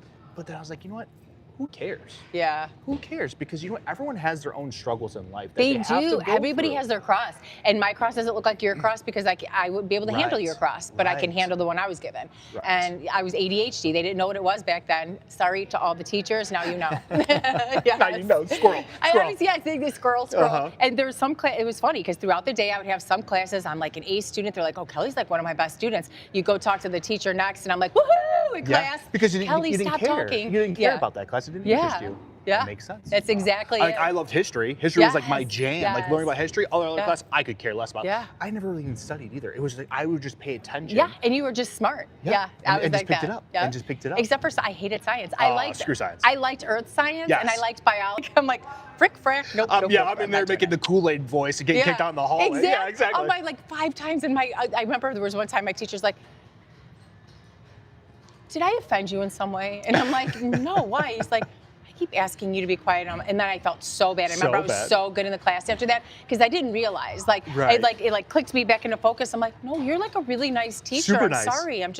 I hate chemistry. Yeah. Right. But I didn't tell him I hate chemistry because I thought that would hurt his feelings. So from that point on, I remember I was very good in his class because I never meant to hurt him. But like when you have ADHD like that, sometimes you just need someone to like, excuse me. Like, bring you back in. Yeah, and he just did it so beautifully and perfectly. I forget his name, but I have his face on my head. And Oh, I know what you mean. Good man. Good man. I'm a big face person too, so like, I know you, but I just can't remember your name. Yes, exactly. Please don't come talk to me because I'm gonna feel really bad. I don't remember your name. Yeah. Oh, it's so. 100%. Do you want to hear a funny story about Kurt and names? Rip it. Oh, Let's hear it. sweet mother. We have a cross street neighbors. They're named Rick and Renee. So him and I are headed to one of his friends' weddings, and this was probably like 10 years ago. So we're headed to one of our friends' weddings, and Rick and Renee are outside. So we wave. Yeah. And I'm like, oh, they're so sweet. I'm like, and Kurt's like, who? And I'm like, oh, Rick and Renee. And he's like, oh yeah. And he waves. We're in the car, and I'm like, we get to the place, and I'm like. And I see people like really excited to see us, and I'm like, crap, Kurt. I'm like, God. you know how I'm bad with names. I know the face. I know you. I'm like, what is the name? He's like, oh, Rick and Renee. I go up to them. He hit you with Rick or Renee? He hit me with Rick and Renee, and I'm like, oh, okay. So I come up, I'm like, hey, Rick, hey, Renee. And they're like they don't even know how to look at me. Kurt's like, Kurt did you dirty. He did me so dirty. He starts dying laughing where they're dying laughing. I am horrified. I am 25 shades of scarlet. And I'm like, I want to crawl under one of the wedding tables and die. And I'm like, of course he did. Get you back. Oh, yeah. You're going to wake up with a pillow over your face in the middle of the night. Yeah. So then Kurt's laughing, and through his laughter is telling them this story. And she goes, oh, thank God I didn't know your name either. I'm like, thank you, God, for very nice people. She goes, I was so excited to see you because we had a great time last time I saw you. I'm like, I remember. Right. She goes, I remember too, but I'm terrible with names. I'm like, oh, thank you, God. I'm terrible with names too. It ended up being so funny. All night long, we called them Rick and Renee. Right. Don't ask me their names still. Everyone forgets. Everyone's human. We all have They were so eloquent, and they were laughing. They thought it was so funny once they knew. At first, though, their faces, it was like, what? It was like a close-up, like a soap opera close-up. And I'm like just staring at their faces like, oh, they're mortified. I don't know what to do. Like, you're not Rick and Renee? So, I love it. That's hilarious. Oh, we're going to have to ask him about that later. Oh, he is so funny. Oh, he is. He is. We get each other like back and forth, but he's always better. Like, he's witty. Oh, very. Yeah. You can tell he's very sharp. Very sharp. It takes me a couple minutes. He's like that, yeah. Oh man, I love it. So we're gonna jump in. Not your fault. We're jumping back into Project Fire Buddies. So you guys, started out in your basement, just putting backpacks together, and you guys are paying for gifts out of your own pocket. Because I remember him on the podcast talking about he got to the point where you guys had so many fire buddies that needed gifts for, and you guys tapped out your savings. You guys literally dipped into your savings to give to others. Yes. That's amazing. We got help when we needed it. Right. There's just these sweet people. I don't know how they knew that we needed help, but it would just be I remember my sister's mother-in-law, Kurt, hurt his back at one of his jobs, and comes with just a shopping bag full of gift cards that she knows that we would need for the next month. I'm bawling my eyes out. My cross street neighbor, you could tell that she knew we had it rough. She would just, every time she went grocery shopping, she would I just thought of you, and I just love the kids. Oh my God. I know what she was doing. We're still very close to her. I didn't realize it was that obvious. Nobody really did, but she saw how much we were working. She saw things falling apart around the house. We had the same cars, and we have 3 kids running around. So it was their kindness that helped us when we needed it most. Yeah. Best thing to do is pay it forward. And if I feel if everybody did that, the world would be a better place. So much better place. Yeah, but that's how grateful we were to the people who did that, and how you can't show gratitude except for by doing it for someone else. And I've said this time and time again, and I will continue saying it because I believe it with all my heart, but you get what you give. Yes. And you guys were giving and giving and giving, and people probably see that. Because we were given too. Oh my God, yeah, because you guys were given, and then to the point where you probably didn't have anymore. I mean, that's just beautiful fucking thing. Beautiful thing. So he talks about how the one thing that really sticks out about his podcast episode to me was, because I'm a religious person as well. Yes. And and you talked about I don't know how this is happening, but it's I think everyone has a path, and God puts you on a path. Me too. And He's not going to give you anything you can't handle. True. But it sounded like he was getting to his breaking point, and the thing that really stands out, he was standing on that firefighter floor, being like, God, and he's like, I don't know what to do. He's like, I don't have money for this. He's like, give me a sign. Yeah. And then the next day he gets a call. Can you tell us a little bit about that? Yeah. So it was growing, it was bigger, and I don't have to, you said it perfectly.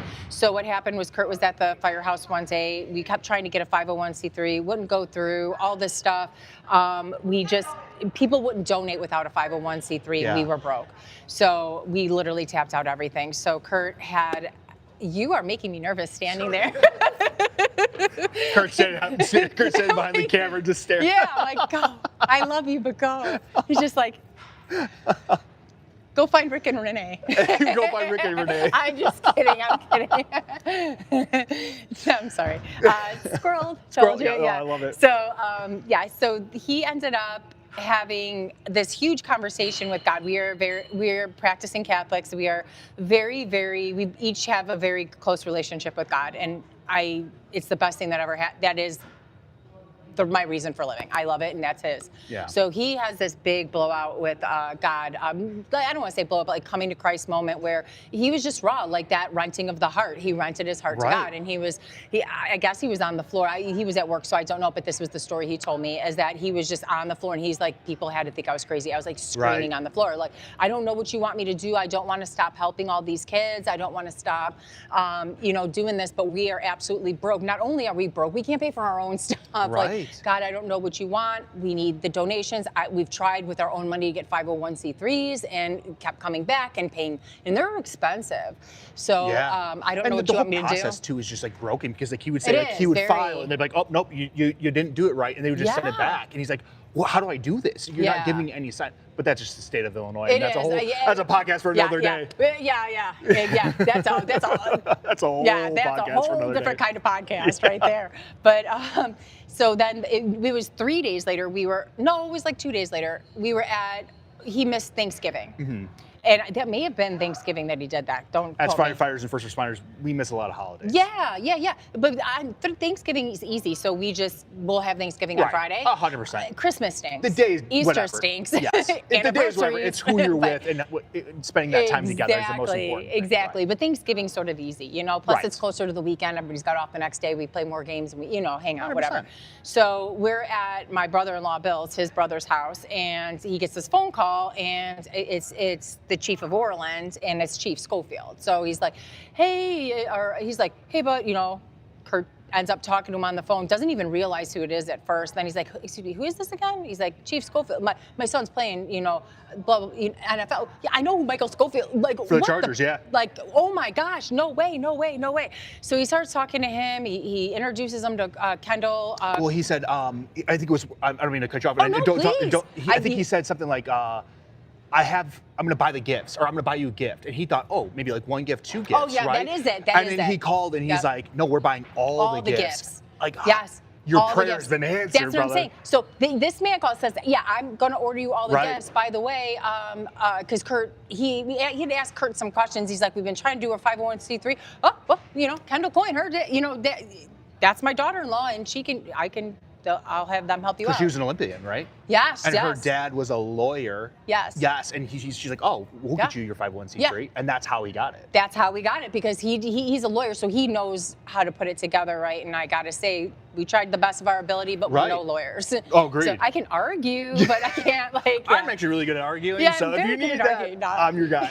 I'm your girl. Exactly. Yeah. So that's the story, and it was their kindness that triggered everything, because now we have all the gifts. Not only that, we're going to have a 501c3, so we can actually ask different companies and different people, and they can get their tax write-off, and they know we're legit. We're not just, come on. Unfortunately, there's a lot of people scamming people, and so the world we live in. So they're asking for the 501c3. We can't be mad at that. Right. Of course, let us, 100%. I would want it too. So yeah, that's how it ended up. And the Schofields are amazing human beings. And I love it. Thank you. If they ever watch this, thank you. We love you. Thank you. Thank you. We love you.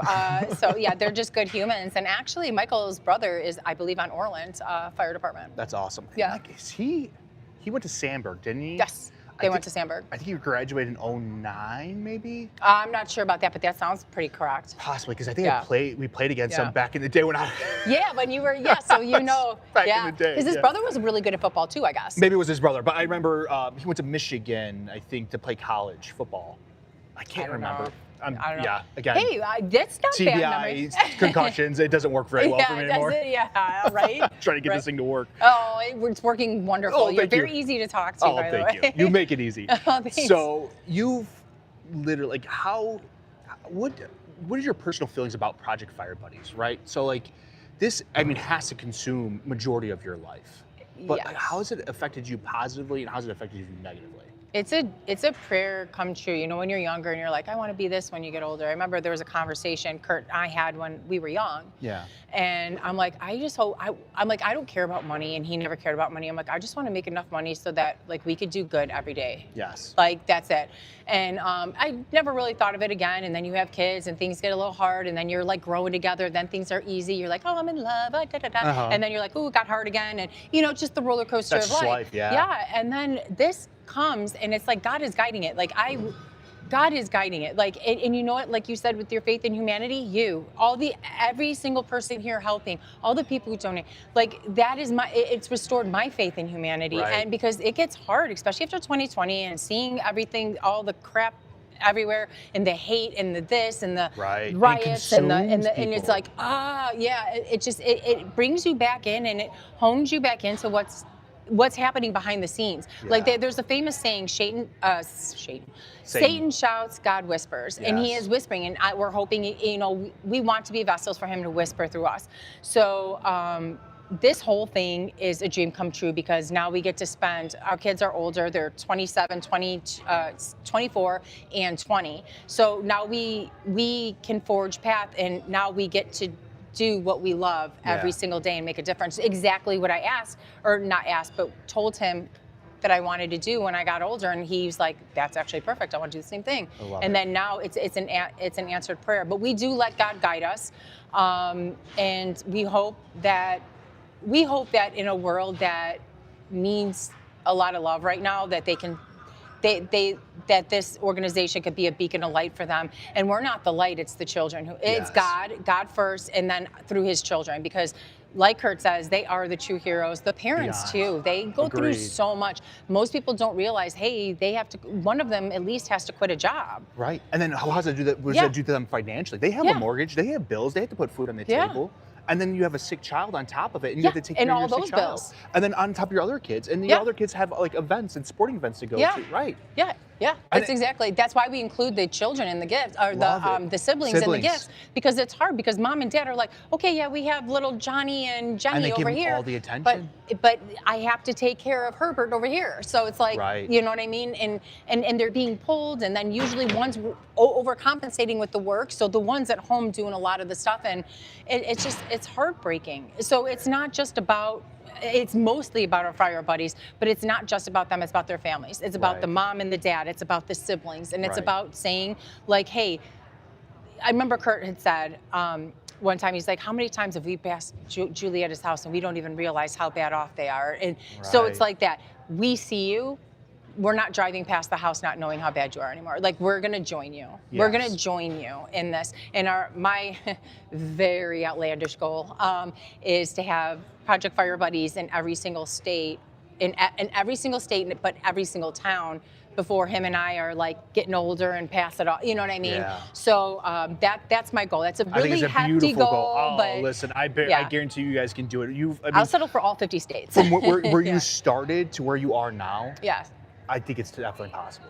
Yeah. Definitely possible, because like you guys are, like, you're putting good in, you're getting good back, and people are drawn to this. I hope I'm so. sure you've seen it. Yeah. You know, because like, I after interviewing him, I'm like, Kurt, whatever I can do to help, please, because you're gonna regret saying that. I'm like, I promise you, I'm not gonna regret that, because like, when he told me, how do you buy hope, and how need more good days, like, it just hit me right in my heart, and I'm like, it's so true. And like, after my shooting, I'm like, I can't do another normal job anymore. Like, I have to do something with fulfillment. I have to do something that I need to give back. I need. It was like your coming to Christ moment. Beyond, because there's no way I should be alive to this day to be with my wife, with my kid, and my mom, and my dad, and my brother not losing their son. Yeah. Because how is it that seeing a police officer come to your door in the middle of the night, my brother was the first one notified because I made him the first notification, what it put on him? What did I do to my brother? What did I do to my family? Like, and God saved me for a reason. And he's probably drinking, and he's probably not trying to make eye contact because he's trying not to get emotional over there. Yeah, I'm getting emotional. I mean, no, Kurt told me your story. But it's just, God has a plan for you. And I said this in the past two interviews, like, you are on a path. You're on your own, you're on your own journey. Yeah. And just because God puts something in your obstacle in your way doesn't mean he's doing it intentionally. He's trying to teach you something. Very true. So He's the father of all fathers, right? And that's what he does. He disciplines the ones that he loves, and he guides you into the right path. Because he doesn't has mess so with much your free for will. you. Yeah, and Right. you have free will. So, but he Right. he loves you so much. He's like, I got something better for you. But think about all the hardship you had growing up. You know, not growing up, but like starting a family young. Yeah. To raise a child at Yeah. 18, 19 years old. I couldn't imagine it at Yeah. 18, 19, not a chance. I was immature. Yeah.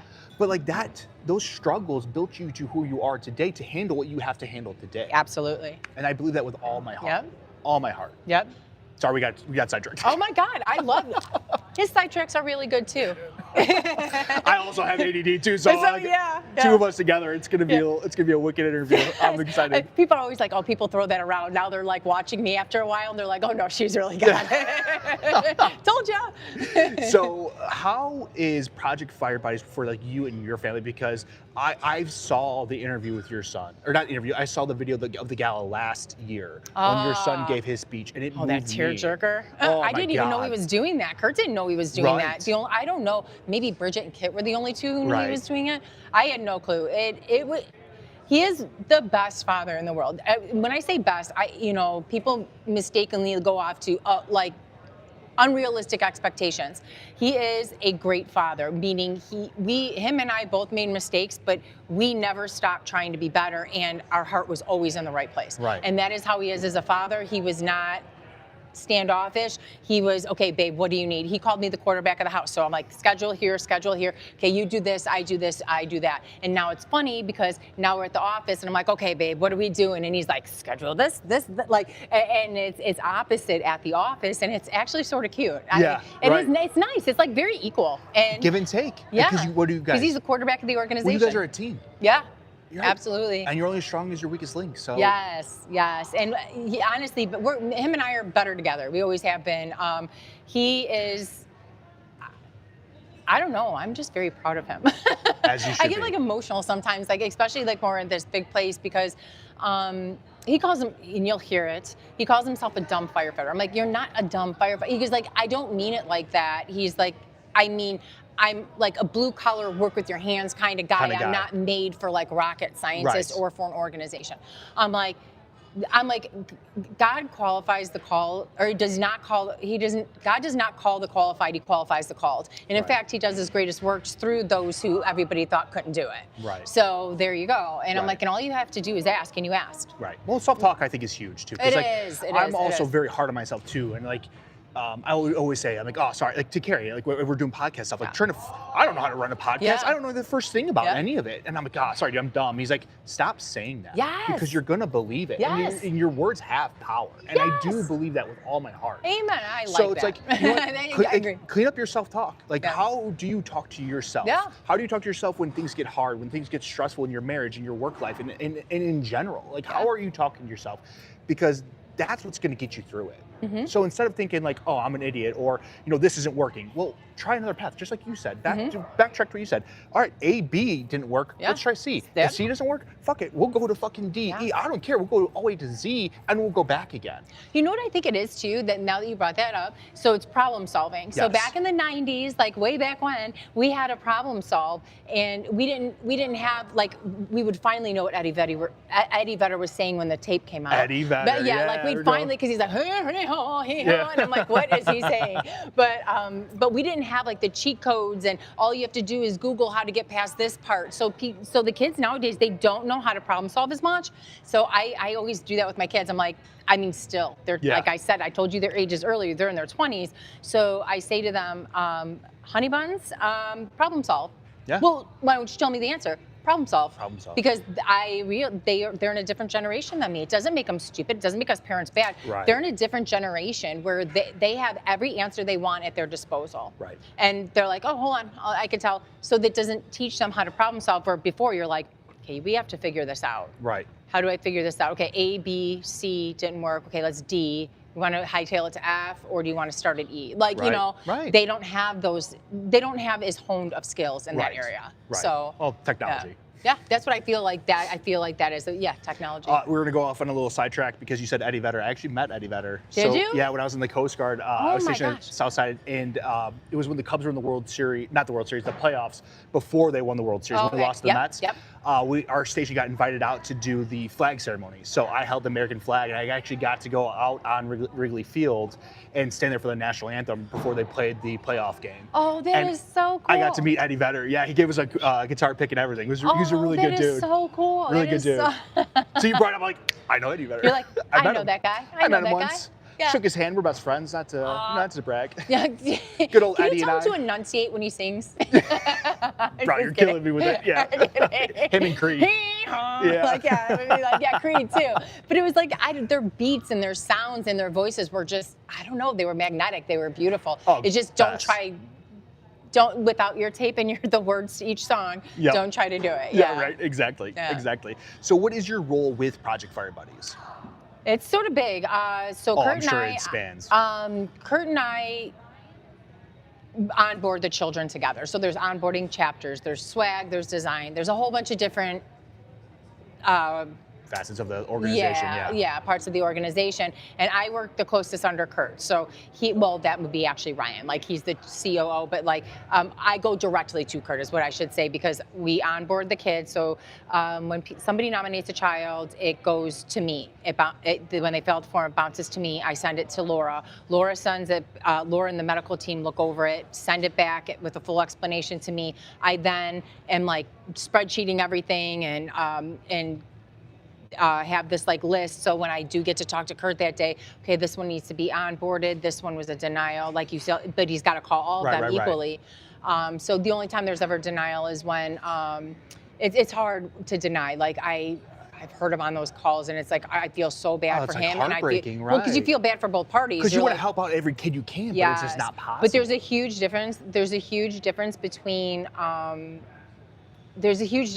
chronic and, not a huge difference between chronic and critical. Right. So there's some kids that skirt the line. 9 times out of 10 we put it on critical, but a lot of time, autism isn't, autism by itself is not a critical illness, meaning they're not going to die of it. Right. So, or there's not a chance for them to die from it. So it's just autism. So we usually, those are no. But one day we hope to have, oh my gosh, so much money. Fantastic. Yeah. Yeah, absolutely. So if you much could, money. I guarantee you guys would. Yes. Right. Yes, that's exactly it. Right. So what is probably one of the best moments? Do you have one moment with Project Fire Buddies that sticks out above the rest?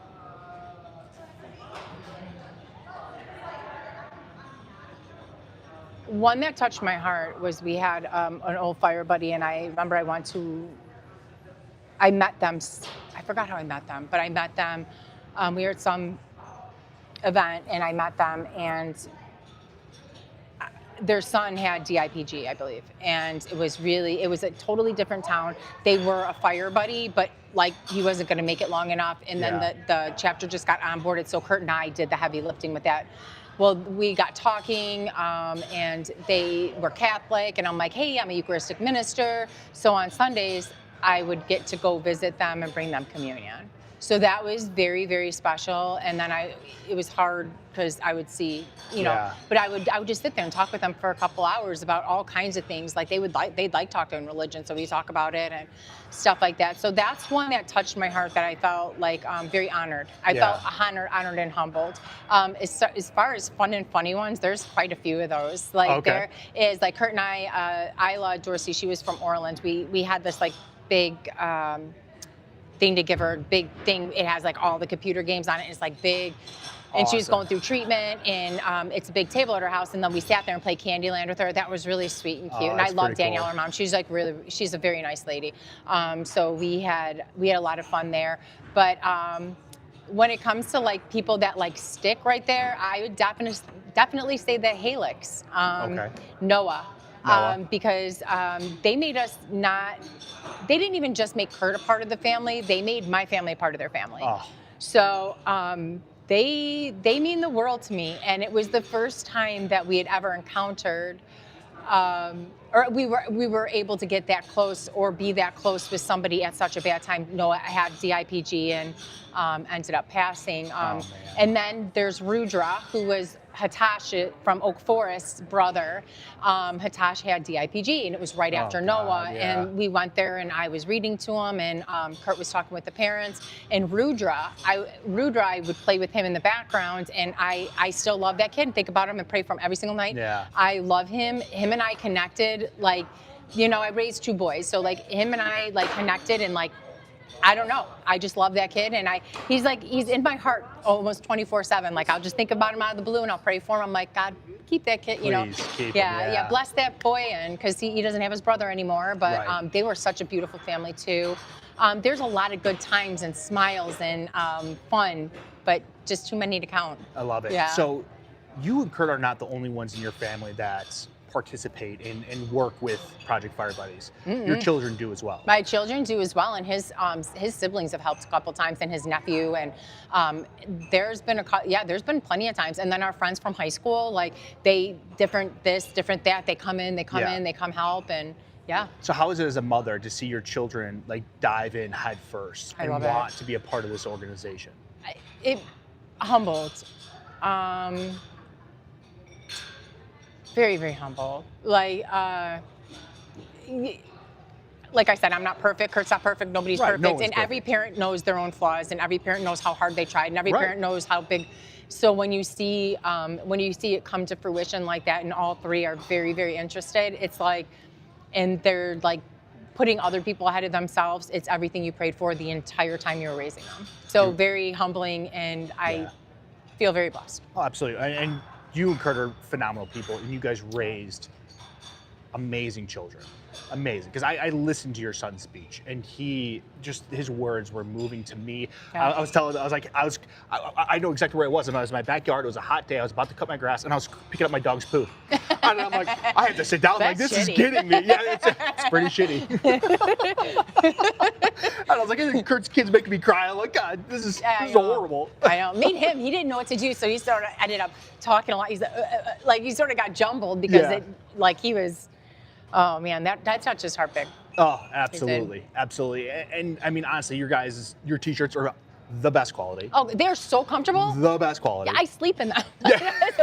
I mean, like, I'll go home and like I'll end up sleeping in my t-shirt. I'll put my pajama pants on, but because they're soft and they're so. Oh, I'm sorry. The best. Oh, it's all right. Kurt hooked us up with because we were doing merch, Yeah. and I was like, "What do you do?" He's like, "Can't tell you, it's a trade secret." But he Yeah. told us afterwards. I was like, "100% getting that shirt." Yeah. 100%. And then only shirts I honestly, truly, you could ask my wife. Like, I wear my podcast stuff, and then I wear your Project Fire Buddies. It's so shirts. soft. But honestly, like, I love because I want to rep Project Fire Buddies too. Yeah. Because like, oh, thank you. oh, 100%. Because like, I'll be at the gym and people are like, "Oh, what's Project Fire Buddies?" I'm like, "Oh, how much time do you have?" Because I'm about to tell you all Yeah. about Project Fire Buddies because it's such a great organization and people need to hear about it. Yeah. I mean, it's just you guys do such good work, and for good people Yeah, that are for- really struggling, like, you know, like really. 100%. I mean, yeah, the mentally. kids, one of the most innocent things in the world are just young children. They didn't Yes. ask for any of this. They didn't Any ask of to be it. born. They didn't ask for anything. They didn't ask. No. They just want to be loved and give you smiles when they're first born Yes. and all this stuff. And yeah, And then their And they're ability going to through fight. actual hell. Yes, and Yeah. their ability to fight and keep going. Yep. It's so inspirational to it me. is. It is. And I always think about it. I'm like, they complain way less than I would ever. Like, you know what I mean? Like, Right. they're little tiny. Kurt says it's the best.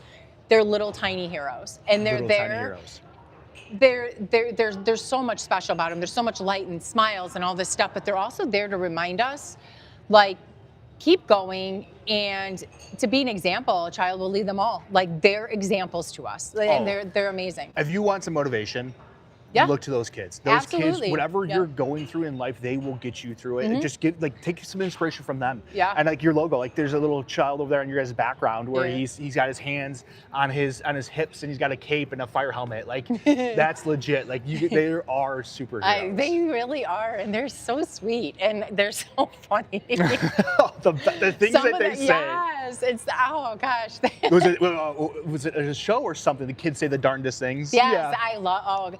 I love listening to kids talk. It is the Oh. best thing in the whole world. It's It the is. best comic relief ever. Because they're pure. They Yeah.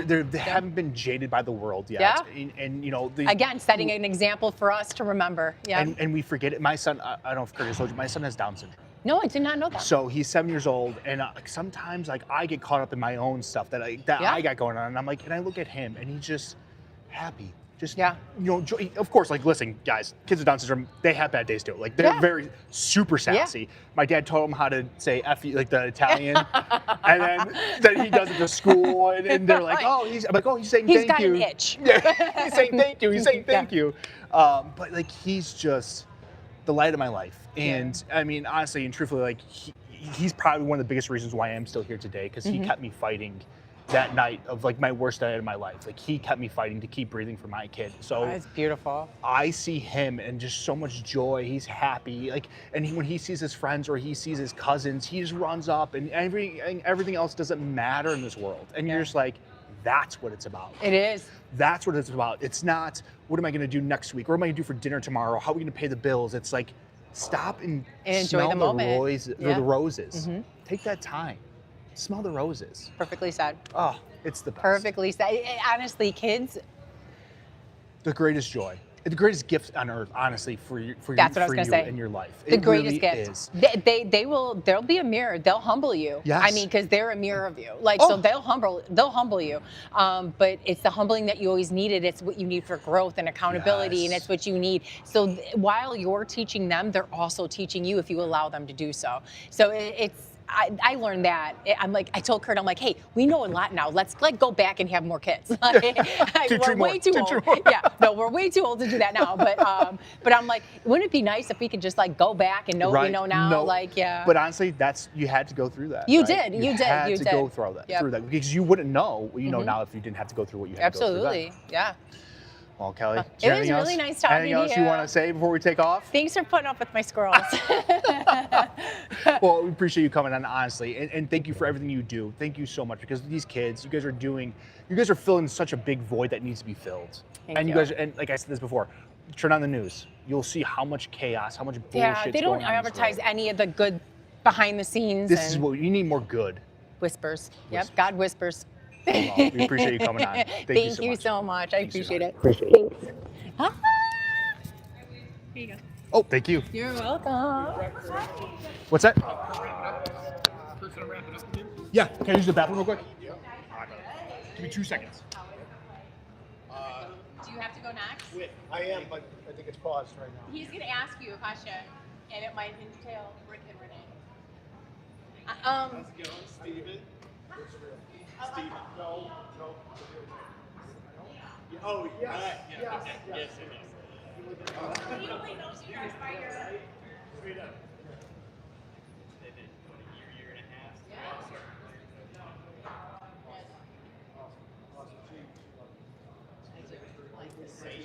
Like this much. As soon as she told us. I knew. He was all camouflaged before. Kurt's like, what? Hold this one second. I got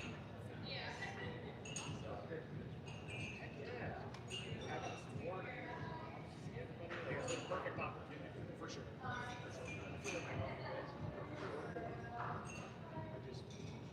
She talks about it all the time. It's already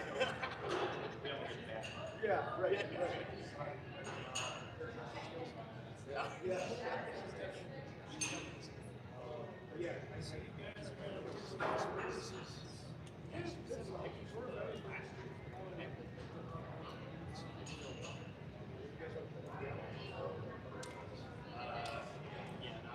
So they're usually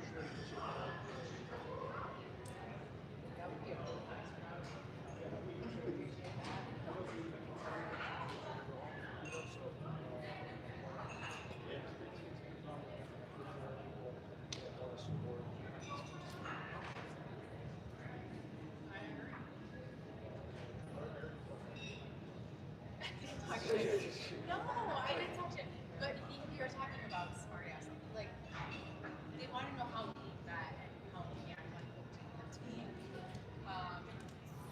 And then we're talking about, I don't know, our relationship.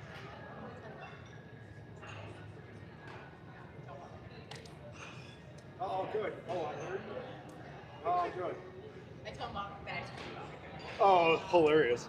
Great story. Oh, Did her dirty. Dude, I know, all the time. It's good. All right, brother, you ready? Yeah. Sure. I'm gonna hop to the bar real quick just Yep. for drinks. You want one? Nope. You can do magnet, or you can clip it on your neck.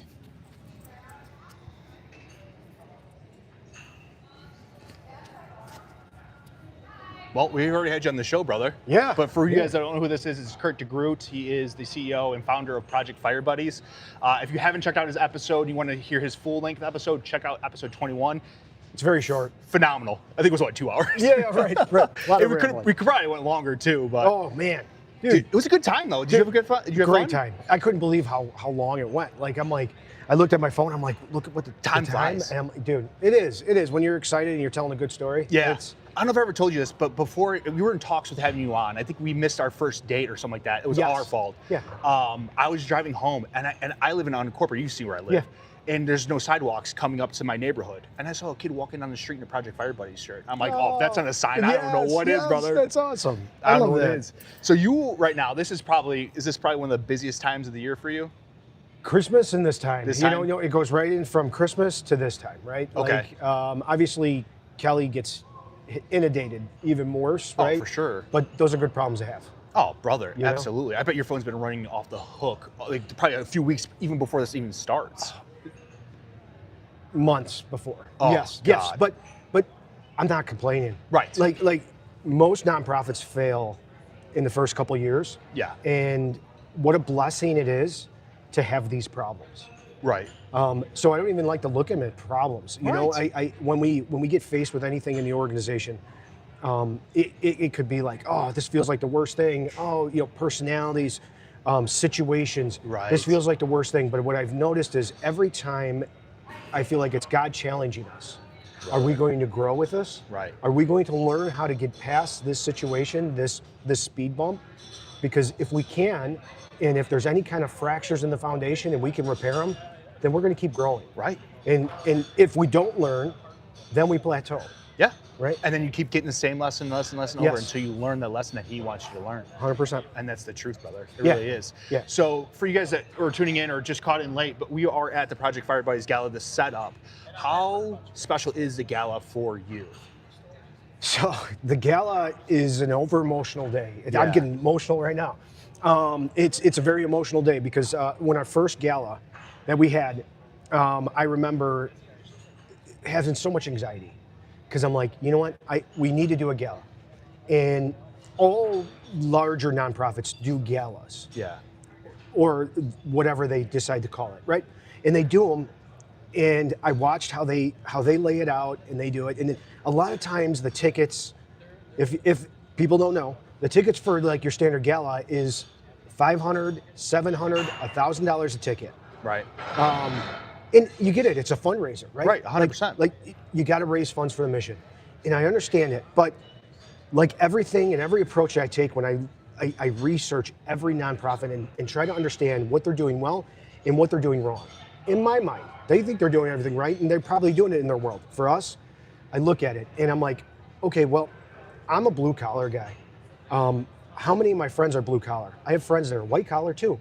But my blue collar guys aren't going to galas. Right. They can't afford to go. Right. It's what it is. Right. I could imagine floating a $1,000 ticket. Not a chance. No, there's no way. So how do I open the door to hit the blue collar and also the white collar? Yeah. But then I change it around a little more. When you look at children's nonprofits, they usually feature a family, maybe two families. Yeah. And I hate that. Let's not do that. So what we do is we give $36,000 in tickets to our Fire Buddy families. Love it. And because it's not just a fundraiser, Right. it's not just a gala, it's a mission activity. Yeah. Because these kids, these parents, now the parents they can choose, hey, mom and dad just need a night out. Yeah. I love it. I'm Oh, not mad about it. Absolutely. Do it. Kids want to come, bring them. Yeah. I love it either way, but we're going to work with it, you know? So we got a room filled with the mission. We got a room filled with the heart of the mission, which are all the laborers, right? Yeah. The firefighters, the police, public works, skilled trades, anything. They're filled in here. And then we got our white collar as well. Like, let's hit it. Let's check every box. Like, when we look at our raffles, when we look at our silent auction, we look at all that stuff. We don't just get things that are just for one set of people at all. I try to hit it from every angle because I want everyone to feel like they're included and they're excited about something. And that's the whole point of it. Like, oh, brother, absolutely. And you're hitting the nail on the head. Like, I'm looking around, like, you guys, this place is massive. Well, for sure, it's massive. The entire convention. And there's tables as far as I can see on this side, and then there's stuff on that side, and it's a sea of tables. We literally have a fire truck inside the convention. Yes, right, right. The first one, okay. So I went off track, but the first one I was so anxious because I didn't think anybody would come. Right. I'm like, are people going to come? And then we sold out immediately. Yeah. And I was like, wow, what a blessing this is. And then when we sat with the convention center, who's been great. Like, they've been great. I remember sitting down and they're like, okay, what do you want? What are you going to do? And I'm like, yeah, and we're going to bring a fire engine inside. And they're like, wait, what? I'm like, yeah, we're doing it. And they're 100%. Like, okay. Okay. To be honest, I'm like, I'm just going to throw it at the wall and see if it sticks. 100%, you know? brother. Yeah. And it did. And I'm like, yeah. Oh, we got our celebrity, Matthew Willig here. Matthew Willig. How's it going, brother? Are we on camera? We are. We're live. How are you, bud? What's going on? Nobody's listening. Yeah. Should I come back in next segment? You know what? I'm taller than you now. No, right. Yeah, right. I'll come back in later. Yeah. Are you cool with it? Yeah, absolutely. You want him to just jump in right now? No, I'll come back in. Yeah, whenever he's ready. We'll do you, and then we'll jump in with him. Bring me in. Okay. Later, everybody. We'll do it. So Matt's been a supporter since the beginning. He was in the movie We're the Millers. He was right. Andre the Giant in The Young Rock. Okay. I mean, the guy, if you watch Dexter, he was the guy who almost killed Dexter, right? Like he was the bad guy that almost got. He always plays a bad guy in every role. Right. He's also in the new Star. But also a super nice guy. Dude. He went on a Fire Buddy visit with us yesterday. No way. How was that? He came in. He flies in from LA to come to this. Okay. And he flew in last night, and he's like, "Hey, I'm going to fly in a day early. Is there a way I can jump on a Fire Buddy visit?" Yeah. And he did, and he loved it. The kid loved it. Like, it was. It's awesome, you know. And you got a guy who always plays a bad guy, but has the biggest heart in the world. Yeah. He embraces this. I love it, brother. He's also a Super Bowl champ. Oh, let's go. He was 15 years in the NFL, so. Hey, that's awesome. And that actually, because it's like you hear about some celebrities, you hear about some people, and they turn out to be like horrible people. But there's a lot. And then you get someone like that who flies in from LA to help, support such a great foundation. Like, yeah. There is hope for humanity, brother. Oh, there is, because I'm not going to bash anybody, but anytime celebrities appear anywhere, there's a cost that comes with it. Right. And it's not a traditional cost. It's an obnoxious cost. And all the celebrities that come here, there's no cost. Yeah. They do it to refill their cup because they're passionate about it. Right. And that's a beautiful thing. That's why I get so excited about the guys that come to this, and it's 100%. Awesome. You mentioned that, right? I just talked to 3 people of your organization, and they're just all amazing people. Yeah. Amazing people. They are. How is that for you, brother? Like, the organization that you started and people working, to make this the biggest and best thing they possibly can. Like, how is that for you? So it's not me, man. It's the man upstairs, right? I'm in cruise control. He's fueling the mission, right? Yeah. That's it. He'll guide me, wherever God guides, he provides, right? Like, and that's it. It's on my wall at home. So that way I don't ever question it. Just keep on going, I know at the other episode, I'm real big on glass ceilings. Yeah. I love the glass ceilings. Let's blow through them. 100%. I love blowing through them, and let's see how we can make this happen with every step. But then you have our people that are they pour their heart out on everything. And it's no different than when we're raising kids and we're saying, hey, if you hang around with 5 losers, you're going to be the 6th. If you hang around with 5 bad influences, you're going to be the 6th. We surround ourselves with a lot more than 5, but good-hearted, good people with a good moral compass. You're going to be the next one. 100%. And that's all we surround ourselves in. So when we look at these nonprofits, we're a national nonprofit now. And There's 2 million nonprofits in the world. I mean, in the United States alone, 2 million. Okay, and when you look at that, and you surround yourself with that, I'm not the traditional CEO. Right. I'll never claim that I am, but because of that, in everybody underneath me in those roles aren't the traditional person in those roles. But that's why this works. Yeah. With the 2 million nonprofits in the U.S., Project Fire Buddies sits in the top 4%. And then when we talk numbers, right? Because nonprofits, it's numbers. It's Right, always 100%. numbers. And people don't like it because that's where nonprofits get a black eye. Right. And why did they get a black eye? They should get a black eye. Right. I'm going to be raw. Right, Let's because be someone honest. doing some shady things. For sure. And when we look at it, the IRS, Uncle Sam says, you know what? If 60% of your money goes to the mission, you're doing a good job. Thumbs up, keep up the good work. Keep doing that. Project Fire Buddies, we look at 60%, we're like, this is awful. Right. This is awful. 60 cents of every dollar Right. is only going to the mission. Right. This is awful. So we elevated ourselves. And the only way we can elevate ourselves is if all of the people that are part of it that run this are backing the same mentality, right? Right. Every single person it does not get anything that they deserve Right. because the kids do. Right. And that's the focus. Mission first, right? 100%. So with that, since we're in the top 4%, what's in the top 4%? Those are universities. Those are large charity organization that you see on the cereal boxes and stuff like that. All of that. So in that top 4%, we sit in the top 1% of the 4% of money that goes to the mission. And I am so proud of it. Now it changes every year, but I'm proud to say that 89 cents of every dollar this last year went to the mission. Yeah. 89 It's cents of huge. every dollar Huge. went to the mission. Because there's always the other fees, the Netflix fees, Right. the nonsensical, not to say nonsensical, there's a cost of doing business, but Right. there is. 100, and that's just the way the world Yeah, works. you got to pay for internet, you got to pay for the Right. computer programs, overheads, yeah, all all that this stuff. stuff. Like, but that comes off. So you got to find the balance. Right. And we're blessed to have the supporters we do. Yeah. We're blessed to have all of these things. And when we have supporters and people that donate, and when people go to our swag store, pfbswag.com. What was it again? pfbswag.com. Oh, perfect, Yeah, in case you didn't hear. Yeah. T-shirts and stuff? Yeah, Sweatshirts? t-shirt, all hats, much. Yeah, the stickers, best stuff. mugs? Yes, Okay. yes.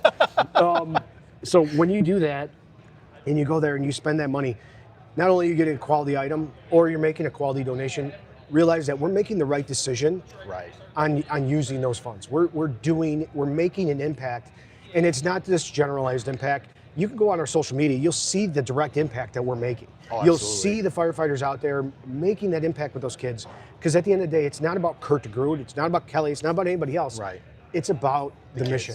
And the kids, yeah, Yeah. 100%. And like you said it best, brother, because it's like, if you could help every single kid that applies, you definitely would, and I know you would, but that's why you have to, and that's why you guys I'm getting tongue-tied, but like that's why you guys strive so much to keep that overhead low and to stay in that top 4%. For sure. Because that way you can give back Yeah. as much as you can. Because Kelly was just talking about like the backpacks, and she wished she could. Sorry, guys. Yeah. Own world in their own world. You guys wish you could start bring that back, the backpack program, because like she told the story about like when you guys first started out 18, 19 years old, and like, Oh, yeah. your kid was going to school and you couldn't afford to buy the school supplies. That hit home for me because like my dad worked. I barely saw my dad. He would go to work and he had 3 kids, make $50,000. Yeah. I was getting hand-me-downs, and For sure. But you know what? That made me who I am too. But just you guys do so much good, and Yeah. it's just such a great It's that organization. Midwest work ethic, right? Brother. That's I it. love it. I Yeah. love it. Yeah. And I'm a huge Project Buddies fan. Yeah, it was a very early on for us. It was very difficult. Like Yeah. we were kids with kids. Right. Like, let's be honest. And we realized early on that if we're going to work hard at anything we do, but the main thing is that personally we focus on our family, right? Yeah. Like, it's the relationship. Yes. We realize that the marriage takes 2 parties, it's full time. Right. And it's sacrifice Yeah. all the time. But once you are comfortable with that and you adapt to that, everything else you do is going to be easier. And I was blessed because I did find the woman that is the yin to my yang, right? Like, Right. she is so good at X, Y, and Z, and I'm so good at A, B, and C, right? Like, together we make this cool little superhuman in our world, right? Right. And that's awesome. You know, is there conflicts? Of course, but we know how to address them and how to adapt to them. Right, communication. And Yeah. so you're talking about your kids, right? So you and your wife, you know, you guys are fully in Project Fire Buddies. Yep. And then all of a sudden, now your kids are in Project Fire Buddies. How is that as a parent? I asked your wife the same question. I want to ask you that question. How is it for you as a father, seeing your kids just diving headfirst into your organization? Oh, did I get you on that one? Yeah, you did. Sorry, you brother. did. Sorry. You did. My son, my youngest son, came out on and did this big speech at the last gala and surprised me. And then I started listening to my daughter and my oldest son and their take on it, because you never ask. They just always showed up. Yeah. And they showed up on all situations whenever we needed it. They sacrificed themselves. They sacrificed at their Christmases. And to them, they never looked at it as a sacrifice. Yeah. They looked at it as that was the right thing to do.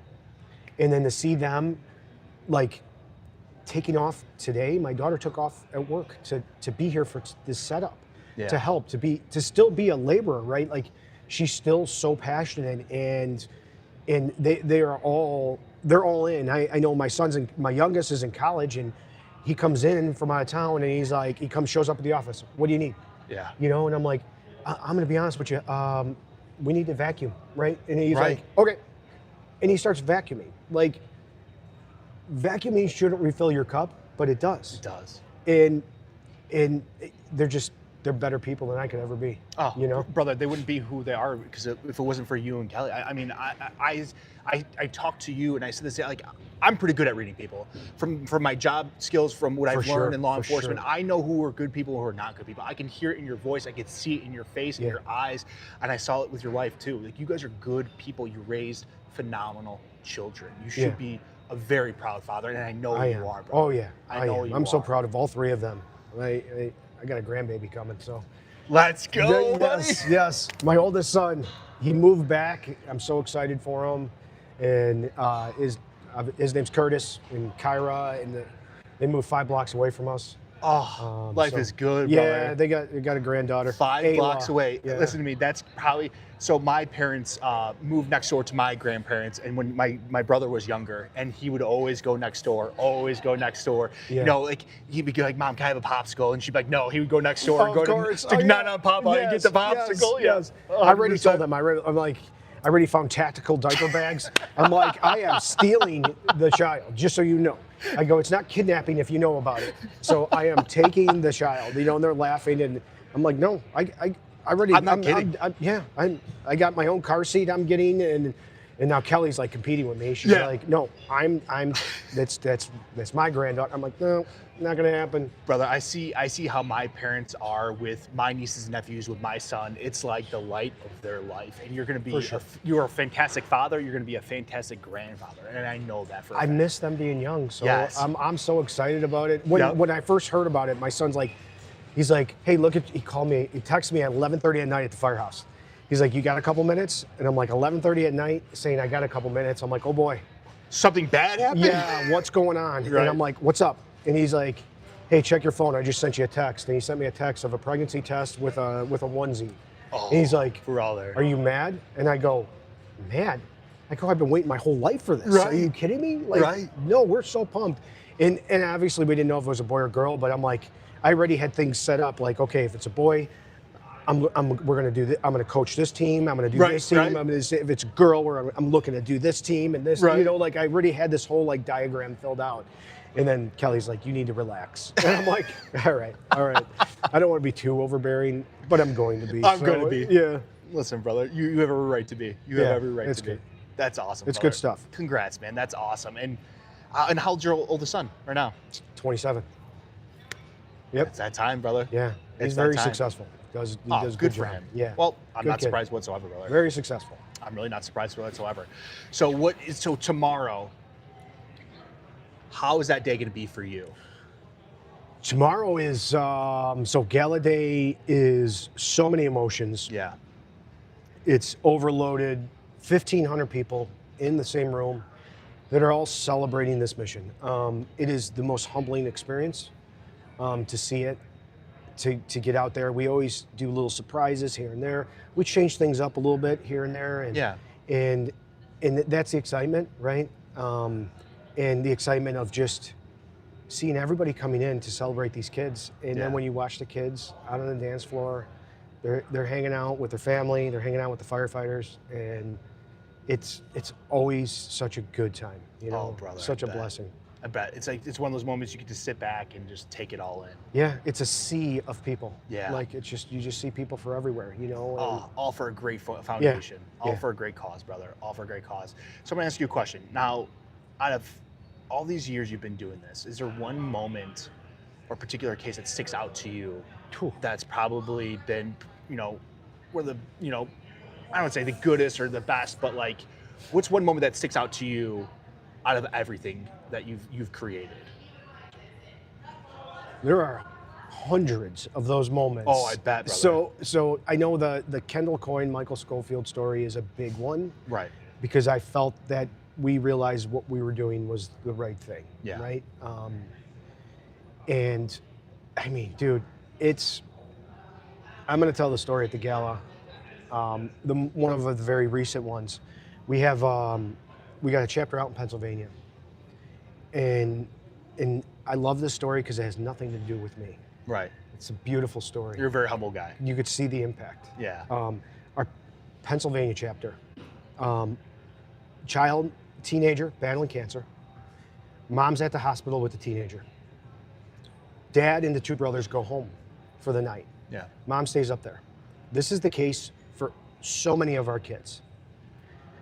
While Dad and the two boys go home, they die in a fire. Get out of here. Yeah. So Mom and the child that's battling cancer survived because he's battling cancer in the hospital. Right. Your world is lost because your child's battling cancer. And now that mother just lost the rest of her family. So her son is battling cancer. Things start looking up.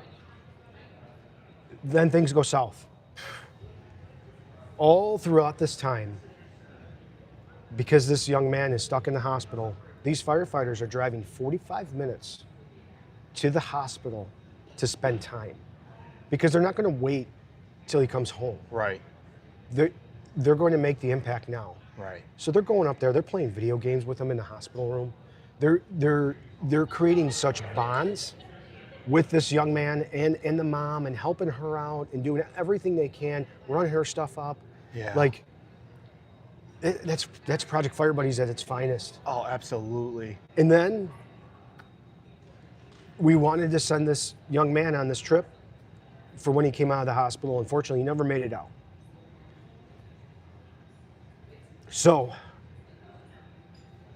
these firefighters were there on that last day, and they were the pallbearers at this funeral. That's how much of an impact that they made to this family. That's the true honor. Like, if you've ever been a pallbearer and you've been asked, right? Like, you had the honor of doing that, and that's Project Fire Buddies. That's what it is. It's not just bringing a gift, dropping it off, shipping a gift, writing a check. That's it. Yeah. The amount of labor hours that they put. So that's a huge thing. We also had another chapter in Illinois that during Christmas, their newer fire buddy had to be stuck at St. Jude's Hospital. They called me and asked if they could use the Project Fire Buddies pickup truck to go to St. Jude. And they're like, I don't know, we're kind of worried because it's far. And I go, are you kidding me? Right. I go, take it, go. Please. And not only did they go, they collected notes from all the kids' classmates. Brother. And showed up at St. Jude's Hospital in the PFB pickup truck to go hang out with that child during Christmas, during their own family's Christmas. Right. Like, I mean, as a firefighter and a first responder, like, how many holidays have you missed? You miss so many just being a first responder. Right, exactly. So to actually be able to make one with your family and decide to go spend it with a kid, you know, that probably needs it the most, right? For sure. Brother. Yeah, so those moments are just like, and you know what? They have nothing to do with me, and I love them because of that. So That's it. You got a lot going on. I'm not going to take too much of your time, but what does Project Fire Buddies mean to you? It's a way of life. That's it. You breathe, you bleed,